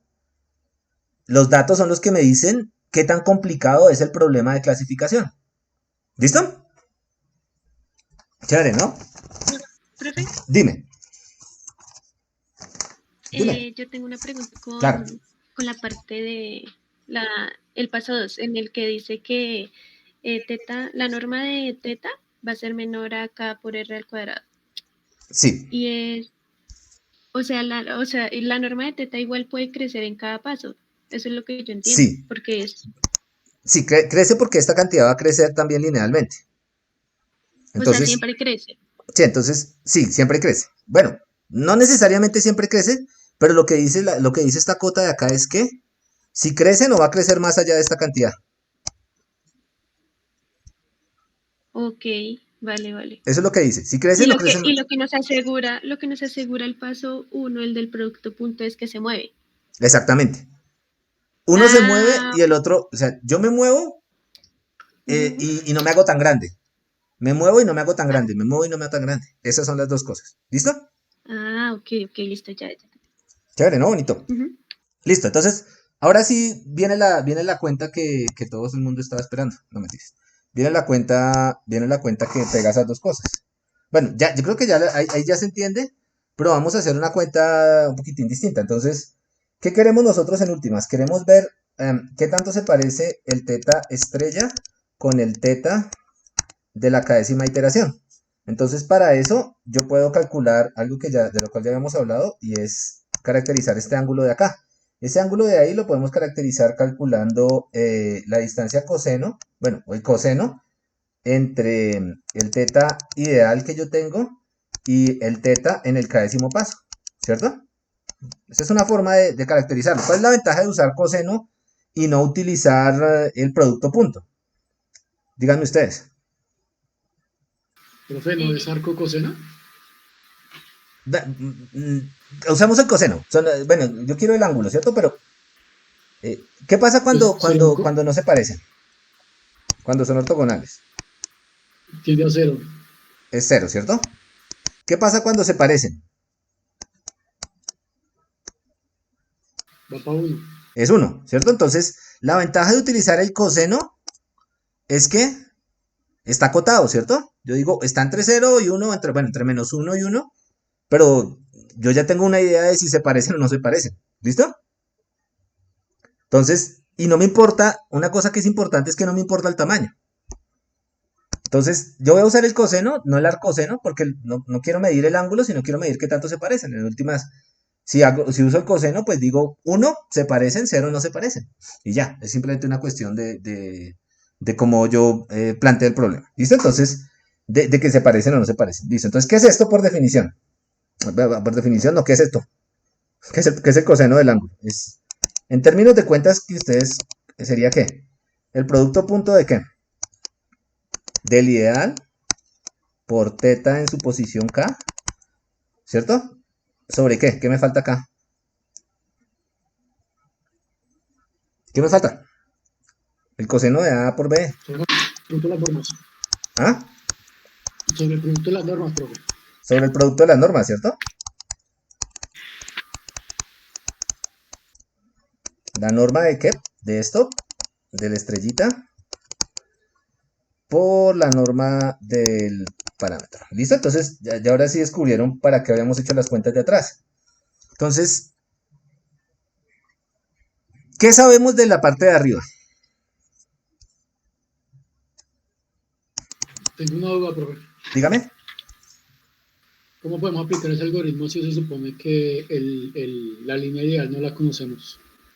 ¿Cómo sacamos la norma de teta estrella? No la conocemos, pero asumimos que la conocíamos. O sea, ¿toca acotar entonces con R y con gamma? ¿Esa situación? Espere. Y ahorita, déjeme cerrar este pedacito y ahorita esa pregunta es súper buena. Entonces, de hecho, la vamos a anotar acá. ¿Cómo usamos el algoritmo si no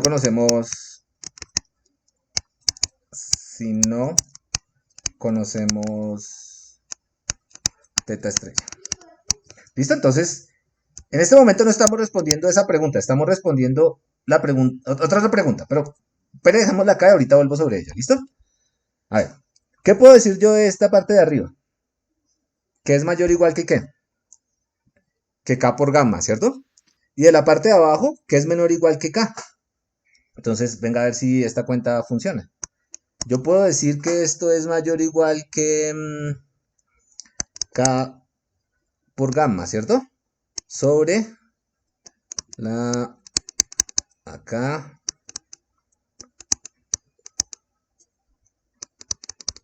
Acá. ¿Listo? Simplemente utilicé la primera conclusión que teníamos. La de la margen. ¿Listo? Esto, pues por la primera condición. Por la condición 1 que aquí la habíamos hecho azulita. Ok, eso no tiene nada raro. Segundo,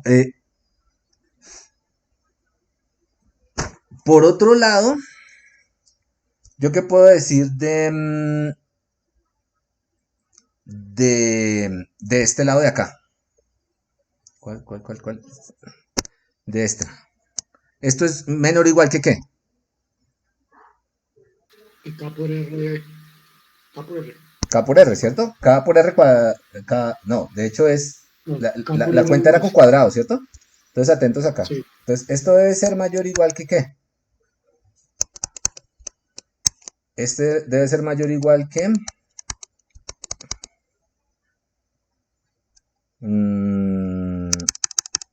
Atento que aquí lo vamos a usar. Norma de teta estrella. La raíz de K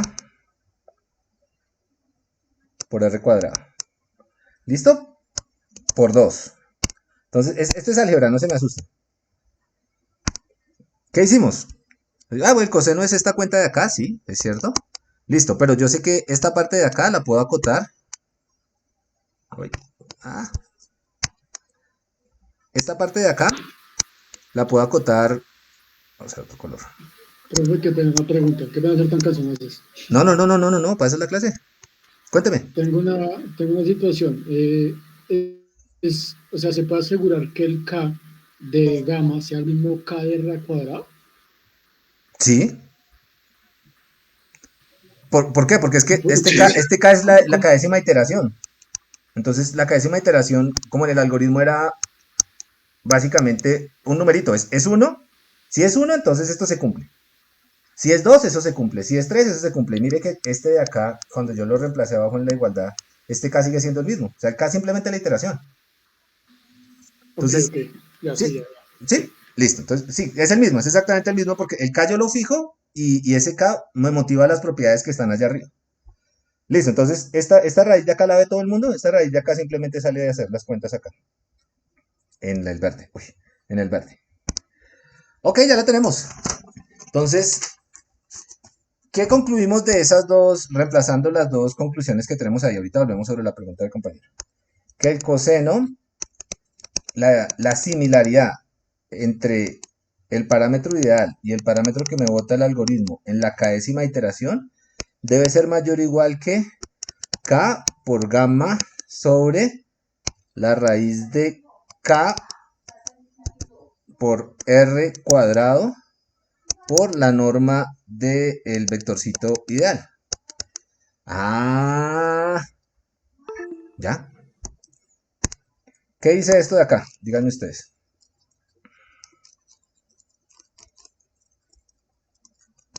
Ayúdenme, ¿qué dice? Pues lo mismo que dijo ahorita, o sea que la similitud entre los dos, entre El ideal. el teta, el ideal y el teta en la iteración k-décima, Ujú. tiene que ser mayor a el gamma por la iteración k décima sobre pues, la norma del Listo, ideal.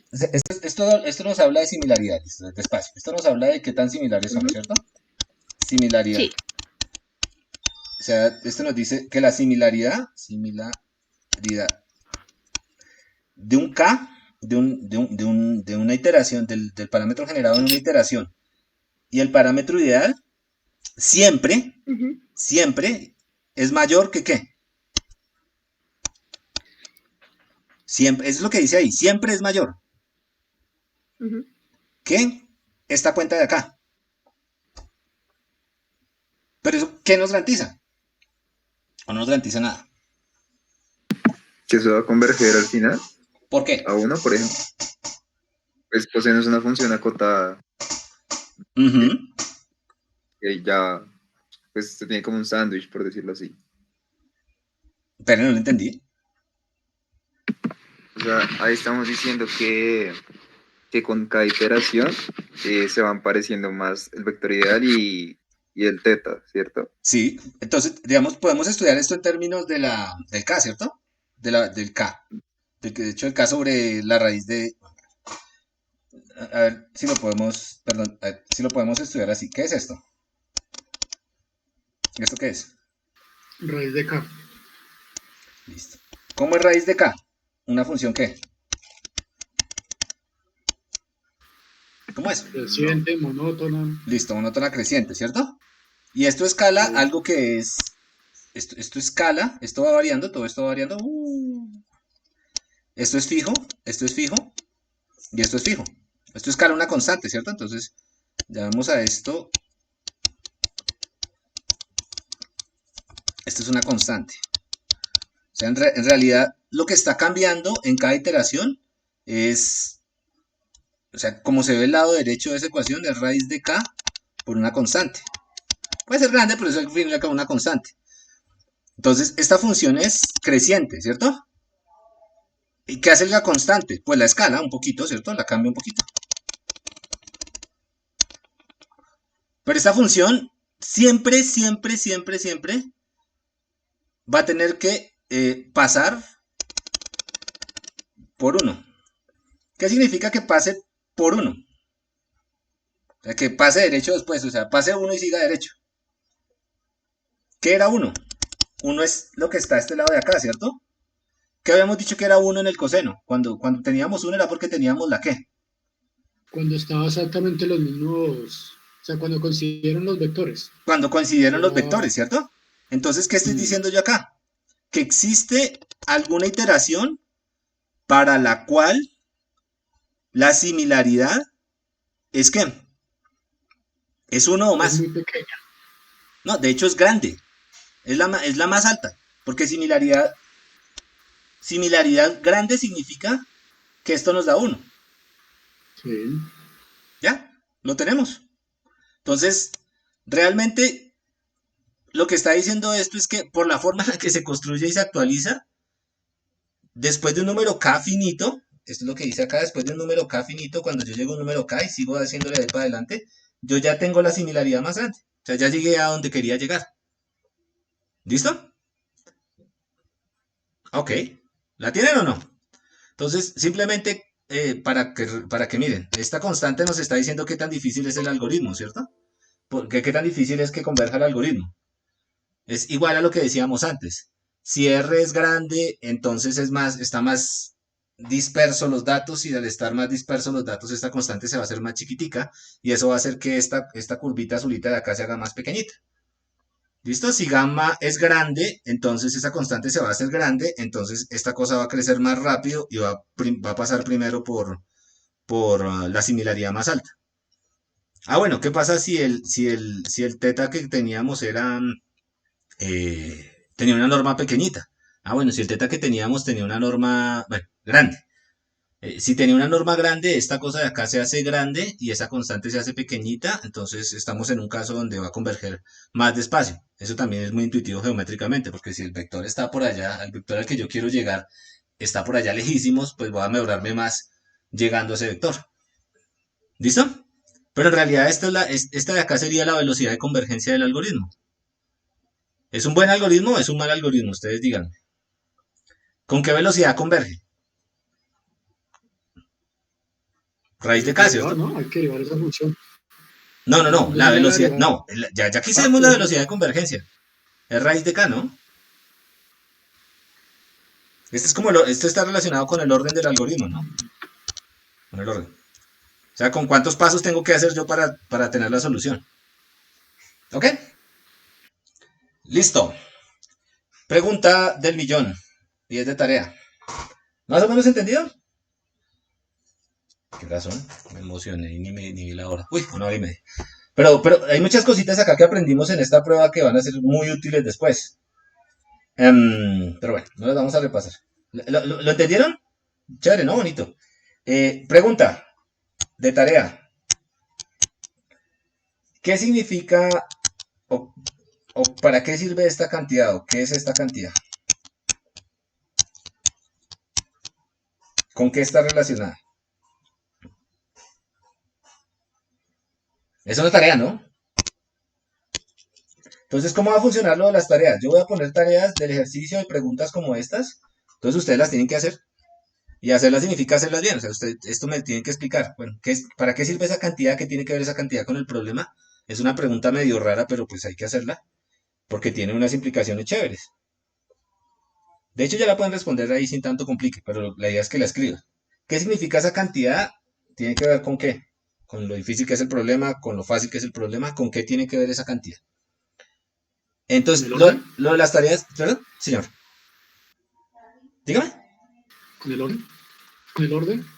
Porque ahí si no se da cuenta no regresa la y pues es la inversa del Ujú, cuadrado de alfa cuadrado, la norma es, me quedaría quedando el R no más. Entonces tendría que ver con el orden. ujú. Puede ser, listo. Pero eso es lo que tienen que pensar y escribir. ¿Listo? Entonces, ¿cómo va a funcionar lo de las tareas? Entonces, las tareas son los puntos del parcial. Entonces, yo no voy a hacer parcial. Simplemente les voy a poner unos ejercicios y ustedes los tienen que hacer bonitos, bien hechos. Hay ejercicios de programación, hay ejercicios de escribir cuentas y hacer cosas, hay ejercicios de sentarse a pensar vainas. Y el día del parcial, pues ustedes me suben los ejercicios. Los pueden hacer en látex, los pueden hacer a mano, los pueden hacer donde quieran, en Word si quieren, en Notepad, pero que yo los entienda, que estén bien escritos, ¿no? Entonces estamos en matemáticas, ciencias de la computación y este es un curso que tiene un tinte teórico, entonces nos toca hacer las cosas bonitas. ¿Listo? Entonces, los ejercicios son para que ustedes piensen un rato. No es para más que eso. ¿Listo? De nuevo, van a hacer cosas, si son cosas de programación, los que han trabajado conmigo saben que les explicaré en su momento, pero toca hacer Python y toca hacer notebooks y toca hacerlos decentes, bonitos. Pero esta es una primera tarea. ¿Qué significa esto en el contexto del problema de clasificación de perceptrones? ¿Ok? Listo, entonces volvemos esto y volvamos otra vez a la vida real. Entonces, bueno, teníamos 3 preguntas, ¿cierto? Entonces, esas preguntas estaban relacionadas con por qué funcionaba el algoritmo, cuál era su velocidad de convergencia, convergía el algoritmo. La pregunta es, ¿será que la respondimos o no? ¿El algoritmo encuentra correctamente los parámetros? Acabamos de probar que sí. ¿El algoritmo para en un número finito de pasos? Acabamos de probar que sí, porque la forma en la que se actualiza. Pero nos falta una y es ¿por qué funciona? Y hay algo que todavía no hemos aclarado, por lo menos yo no lo veo tan claro en lo que estamos construyendo, y es de dónde salieron esas cuentas de W igual a W más X. Las usamos, ¿cierto? Porque las usamos. De hecho, era el core de todo el asunto. Pero ¿de dónde sale esta cuenta? ¿Por qué, por qué toca sumarle a W el valor de X? De hecho, aquí es cuando aparece todo, ¿no? Si X está en una R muy grande, pues esto se va a crecer mucho. Todo está ahí, todo está ahí, todo está ahí. Pero no sé, hay algo que todavía no me cuadra. Entonces, como no me cuadra, entonces ustedes van a responder estas 2 preguntas, que son del libro, ¿no? Que ya está todavía ahí para que lo revisen. Entonces, suponga que usamos un perceptrón para detectar spam. ¿Todo el mundo sabe qué es spam? Ya habíamos hablado, ¿cierto? Spam, spam, spam. El corto de Monty Python. ¿Sí? Interludio. Monty Python. Spam. Este corto de Monty Python. No va a escuchar nada, pero si ponen Monty Python. ¿Sí saben qué es Monty Python?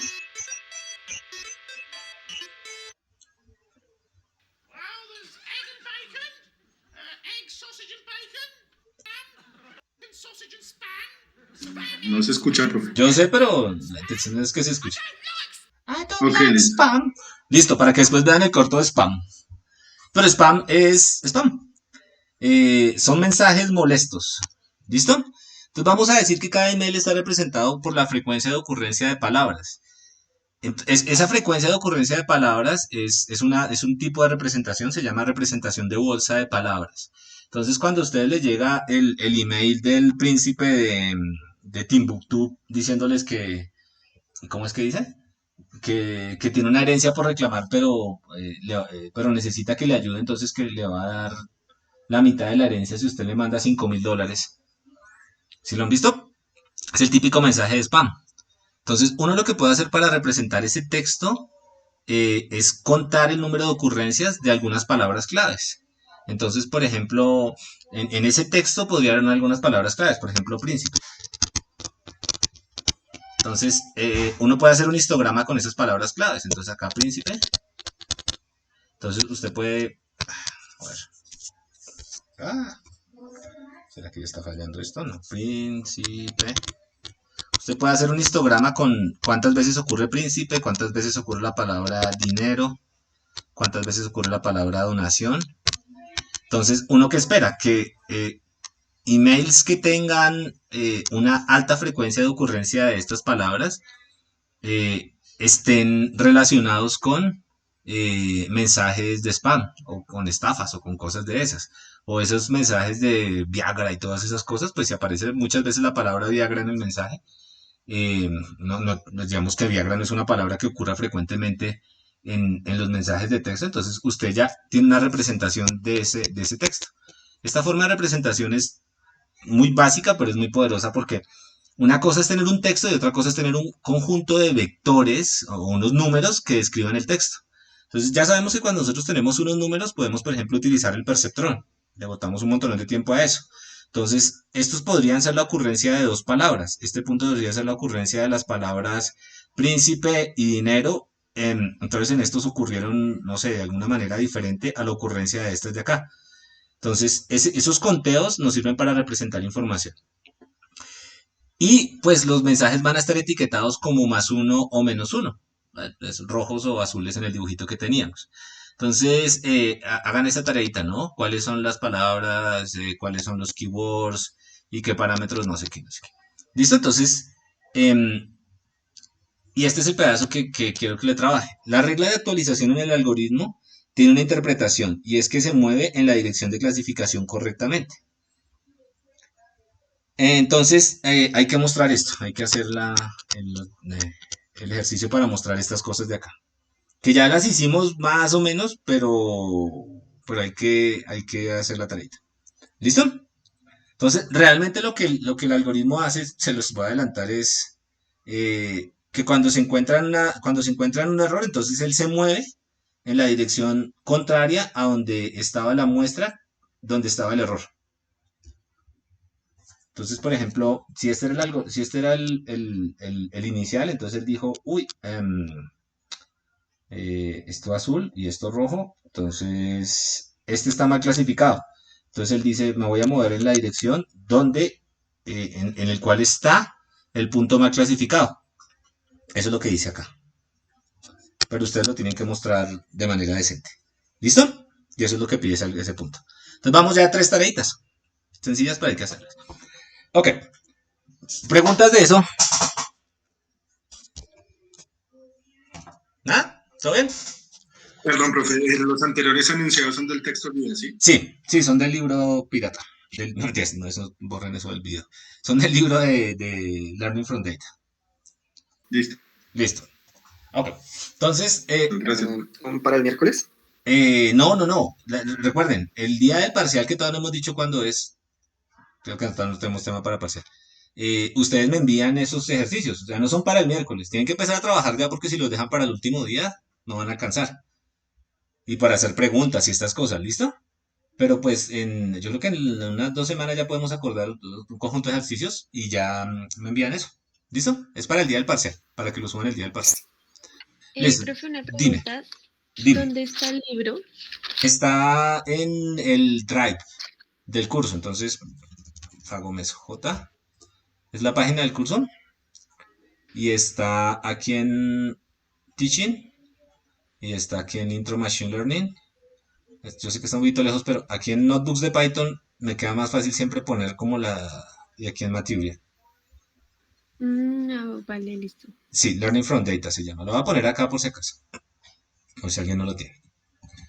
Listo, entonces, chévere, ya sabemos cómo funciona uno de nuestros modelitos. Ya sabemos que ese modelo ajusta los datos, nos encuentra un hiperplano de separación.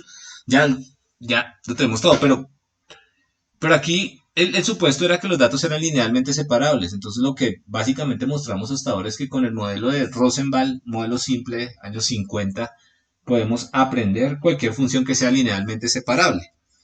Pero el interés en este curso no es trabajar en funciones linealmente separables, porque ya, de hecho ya sabemos cómo funciona, tenemos un algoritmo, sabemos que el algoritmo funciona, entendemos muy bien eso, pero el problema es aprender cosas como estas, como el XOR, que son no linealmente separables, que son funciones donde todavía no podemos construir nada. Entonces, ya habíamos construido una regla, que era la regla que nos había mostrado Andrés la vez pasada, que era haciendo la composición de esas funciones. Pero resulta que lo que acabamos de mostrar no sirve para la composición, sirve solamente para acomodar los parámetros del perceptrón. De hecho, no tenemos nada para poder construir los parámetros cuando hacemos esa composición de funciones, esa red neuronal. Ese es un primer problema sobre el que habrá que trabajar. Pero hay un problema, digamos, inclusive más inmediato y es, volvamos al esquema grande que habíamos discutido y preguntémonos algunas de las preguntas que ustedes hicieron, de las que estaban por ahí anotadas. Entre algunas de esas preguntas estaba, creo que había una pregunta de si esto podía generalizar. Si eso estaba ahí. Por dicho que si usted escogía, recuerden esto, tenemos una función desconocida a la cual no tenemos acceso, tenemos unos ejemplos de esa función desconocida, tenemos una bolsa con funciones. De hecho, en esa bolsa ya tenemos un ejemplo concreto que es el perceptrón. El perceptrón es, cada que escogemos en el espacio de hipótesis un perceptrón, perdón, en el espacio de parámetros un perceptrón acá, esto es un espacio de hipótesis. ¿Sí?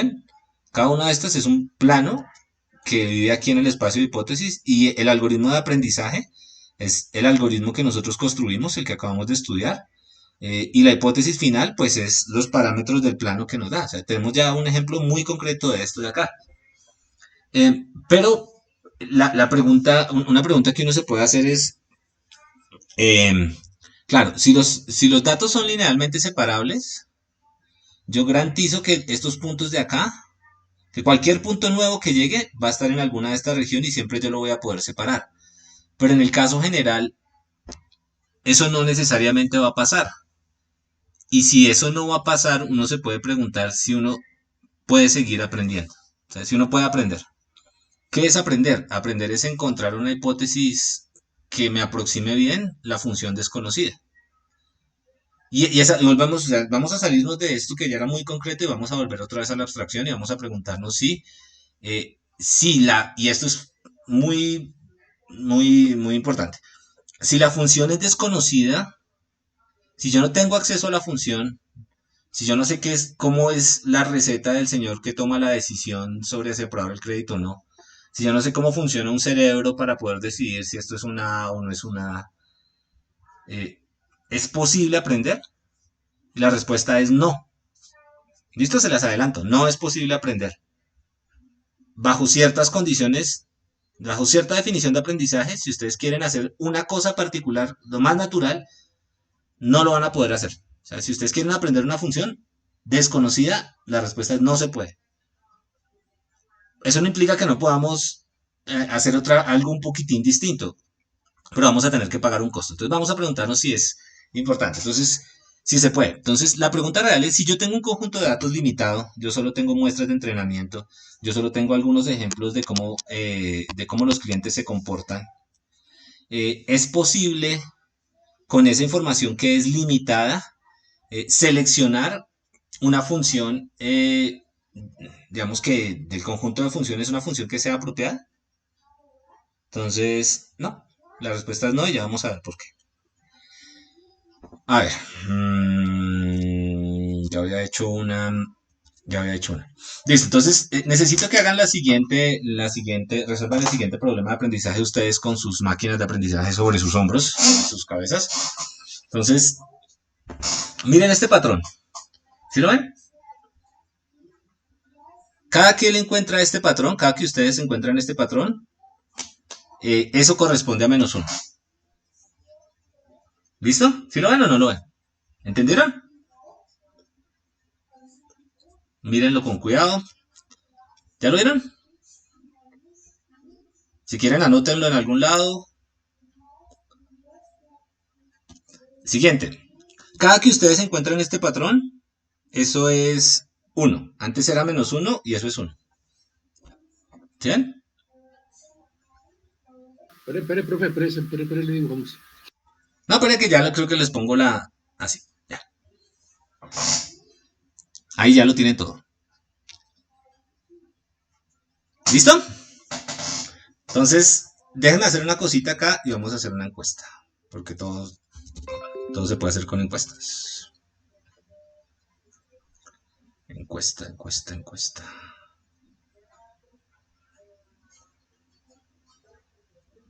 Yo hice una encuesta y les quiero preguntar una cosa particular.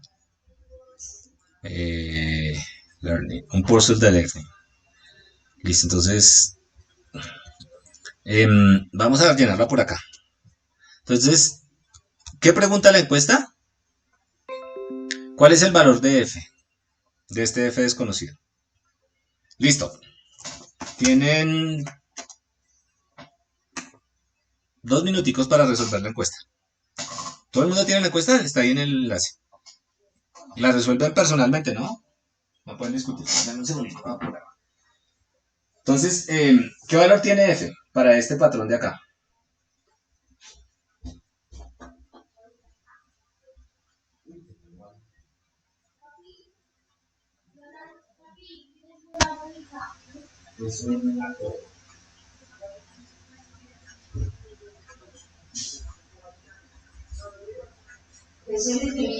Antonio Banderas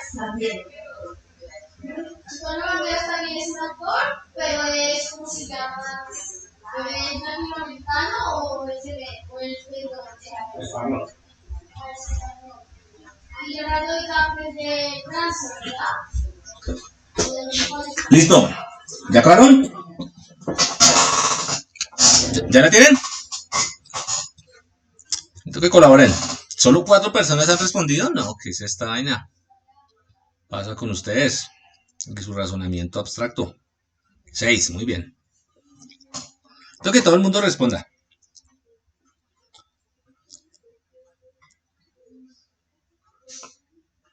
¿Sí entienden? ¿Cuál es la pregunta o no la entienden?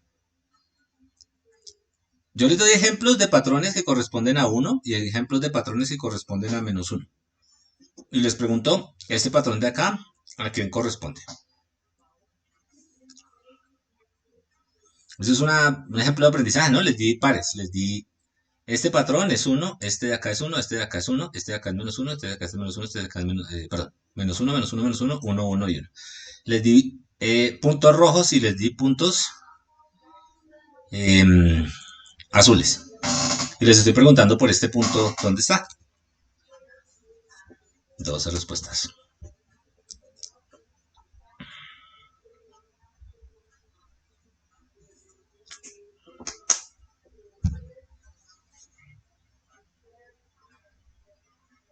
¿Cuál será? ¿Cuál será?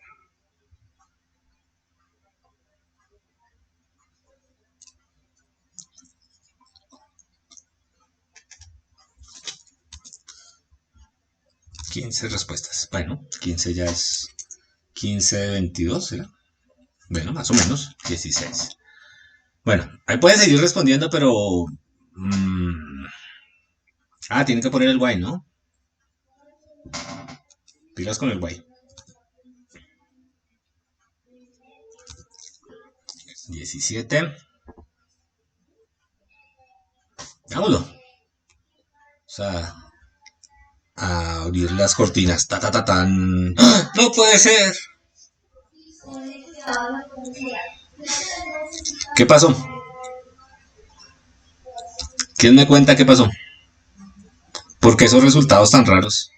Si ustedes son unos tipos que ya vieron cualquier cantidad de matemáticas, saben demostrar, son programar, están más preparados que un yogur. ¿Por qué? ¿Por qué?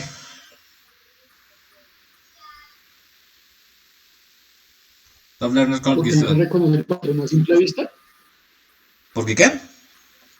Porque los patrones pueden ser diferentes dependiendo de cada persona como lo vea.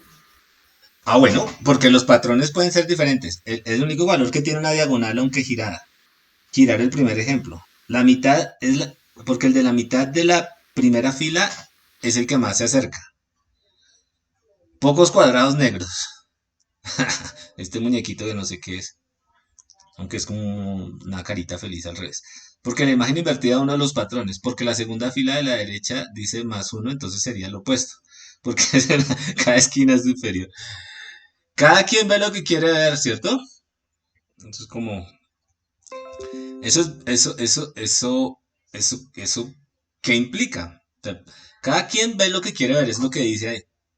Y de hecho el hecho de que no haya un consenso quiere decir que ustedes básicamente construyeron una regla a partir de estos datos para poder asociar acá esto a esto, esto a esto, y todas las reglas son diferentes. ¿Ok? Lo que acabamos de mostrar es un ejemplo que muestra que no necesariamente es viable eso, pero vamos a tratar de verlo. Digamos, el hecho de que no haya un consenso implica algo. Implica que ustedes, cada uno de ustedes es una hipótesis del espacio, ¿cierto? Piensen. Yo les di, hay una función desconocida, pilas. Aquí un conjunto de muestras, 6 muestras en 2 categorías. Cada uno de ustedes tiene es una función del espacio de hipótesis, ¿cierto? Y ustedes usaron un algoritmo de entrenamiento para darme una clasificación sobre una hipótesis final. ¿Ok? Y sin embargo no llegamos a un consenso. Es decir, si no llegamos a un consenso es porque no pudimos aprender ese patrón. Ah, ok. ¿Qué pasó?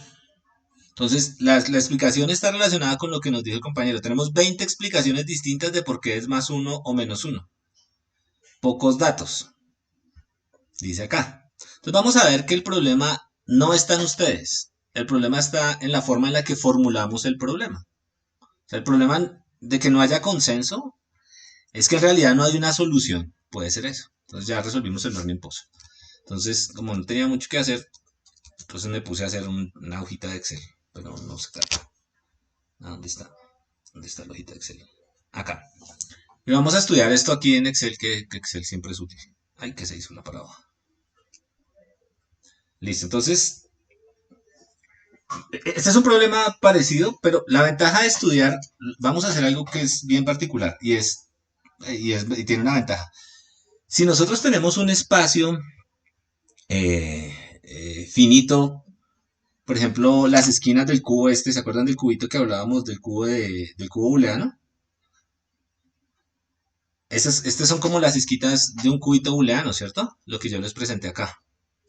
Solo que es un cubito booleano que está en dimensión 9, entonces no lo podemos pintar. Pero de pronto un cubito booleano que está en dimensión 3 es más fácil de pintar. No que esté en 3 dimensiones, sino que esté en dimensión 3. Es un cubito booleano en dimensión 3.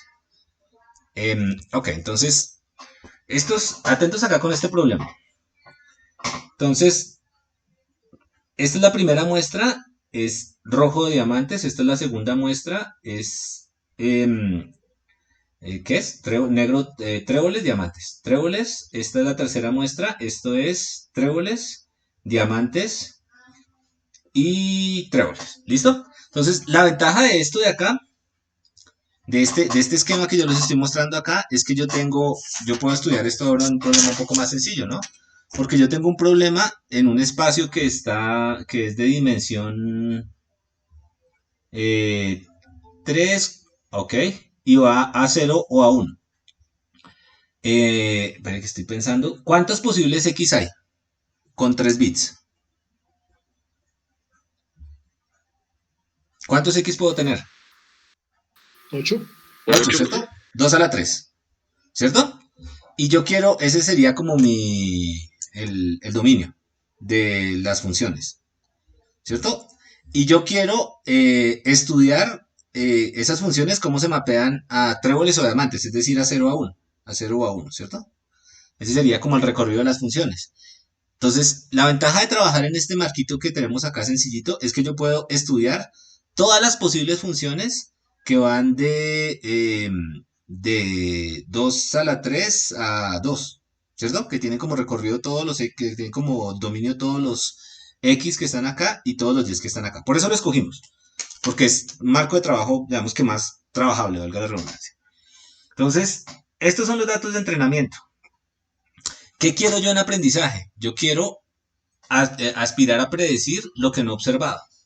Entonces, aspirar a predecir estos valores. Ese se llama la muestra, lo que está fuera de la muestra. Entonces, yo quiero saber qué valores le voy a asignar a estos X de acá, ¿cierto? Entonces, como esto es finito, yo ya puedo generar, yo ya tengo ejemplos para 1, 2, 3, 4, 5, me faltan estos ejemplos de acá.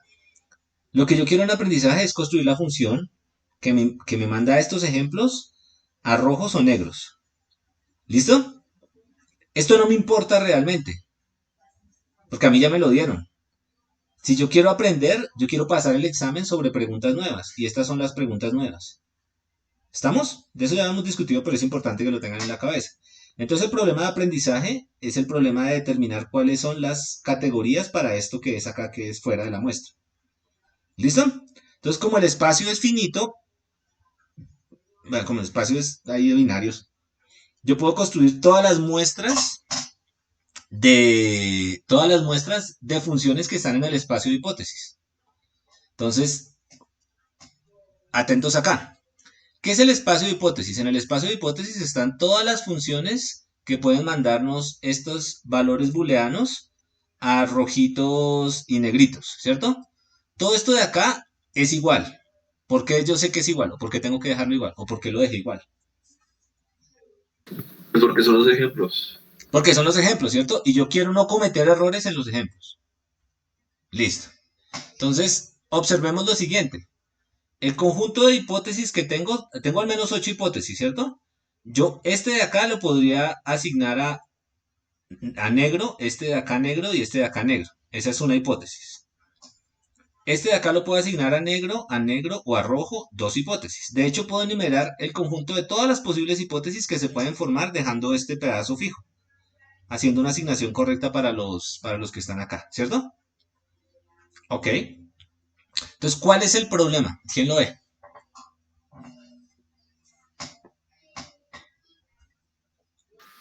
Pues mirar cuál de todas eso sirve, ¿no? Pero ¿cuál de esos sirve? Es la pregunta. Pues ese es el problema. ¿Pero cuál de esos sirve? El F7. ¿Por qué? Pues lo que yo entendí ahí en los de prueba era como la suma. Entonces, los que dan 0 los asocia con el rojito, que creo que era el diamante. A ver. Y los que dan 1 los asocia con el trébol. Y entonces, ese F7 cumple todo eso. Bueno, le voy a responder. Usted ve lo que quiere ver. Digamos que en principio no hay ninguna razón para privilegiar F7 sobre F1, F2, F3, F4, F5, F6, F7 y F8. O sea, no hay ninguna razón para privilegiar uno sobre el otro. ¿Por qué? Porque pilas. Cuando uno le dan los datos de entrenamiento, le dicen esto de acá. Yo lo que quiero es asignar la asignación de los azules. Las funciones que puedo explorar tienen esto de acá fijo y esto de acá variable. A lo único que yo tengo acceso es a estas etiquetas de acá. Entonces, no hay ninguna razón, ninguna, porque no estamos hablando de nada, solamente tenemos lo que está en la hoja de Excel. Ninguna razón que me permita privilegiar una de estas funciones sobre otra. ¿Por qué? Porque todas estas funciones, cuando yo evalúe si se clasificó bien en las muestras de entrenamiento, todas me van a dar un error de 0. ¿Ok? Entonces, ¿por qué no puedo escoger una? Porque cualquiera de las 8 funciona.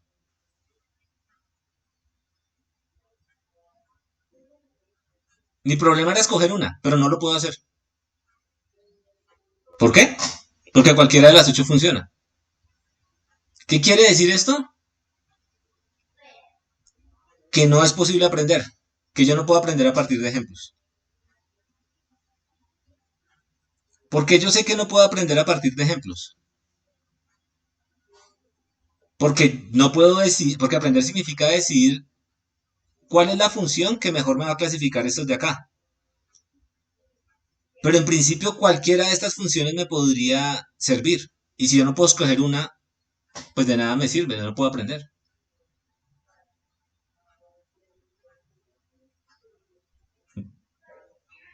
Ok. ¿Eso es bueno o es malo? Bueno, ya se acabó 5 minuticos. ¿O hay algún fallo en mi razonamiento?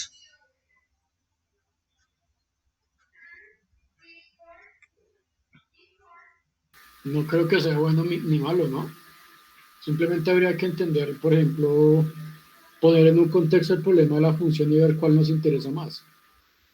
O bueno, listo. Pero lo que esto está diciendo, eso dice varias cosas. Esto dice, lo primero que dice es que yo no voy a poder aprender. ¿Por qué? Porque aprender significa escoger alguna de estas y si yo no tengo una razón para distinguir, privilegiar una de esas entre las otras, ya, se acabó. Entonces, eso es como, después vamos a arrancar con eso, pero es como un aprendizaje, una definición de aprendizaje que es muy natural, que adivine exactamente todas las muestras, no se puede. Piénselo de otra manera. Supongamos que ustedes adivinan esta. Y yo por detrás le hago el truco y cambio las respuestas por esta. O sea, como yo nunca tengo acceso a esto, nunca voy a poder aspirar a caracterizarlo. Y aquí viene la palabra clave, determinísticamente. ¿Listo? Yo nunca voy a poder caracterizarlo de manera determinista. No, no se puede. O sea, yo no puedo aprender, yo no puedo aspirar a que todas estas muestras queden bien clasificadas determinísticamente. Entonces necesito hacerlo de otra forma. Entonces, después vamos a volver sobre esto, vamos a recalcar un par de puntos, porque ya se acabó la clase. Pero la clave es que este ejemplo muestra que ustedes nunca van a volver a aprender, porque piensen en el aprendizaje de ustedes. Entonces, ustedes saben que ustedes saben distinguir entre perros y gatos, ¿cierto? Pero supongamos que la evolución, entonces ustedes aprenden las especies de perros, saben cómo son todos los perros del mundo, todos los que ustedes pueden tener acceso y conocen. ¿Listo? Y a todos los gatos y aprenden ese patrón y son capaces de distinguirlo.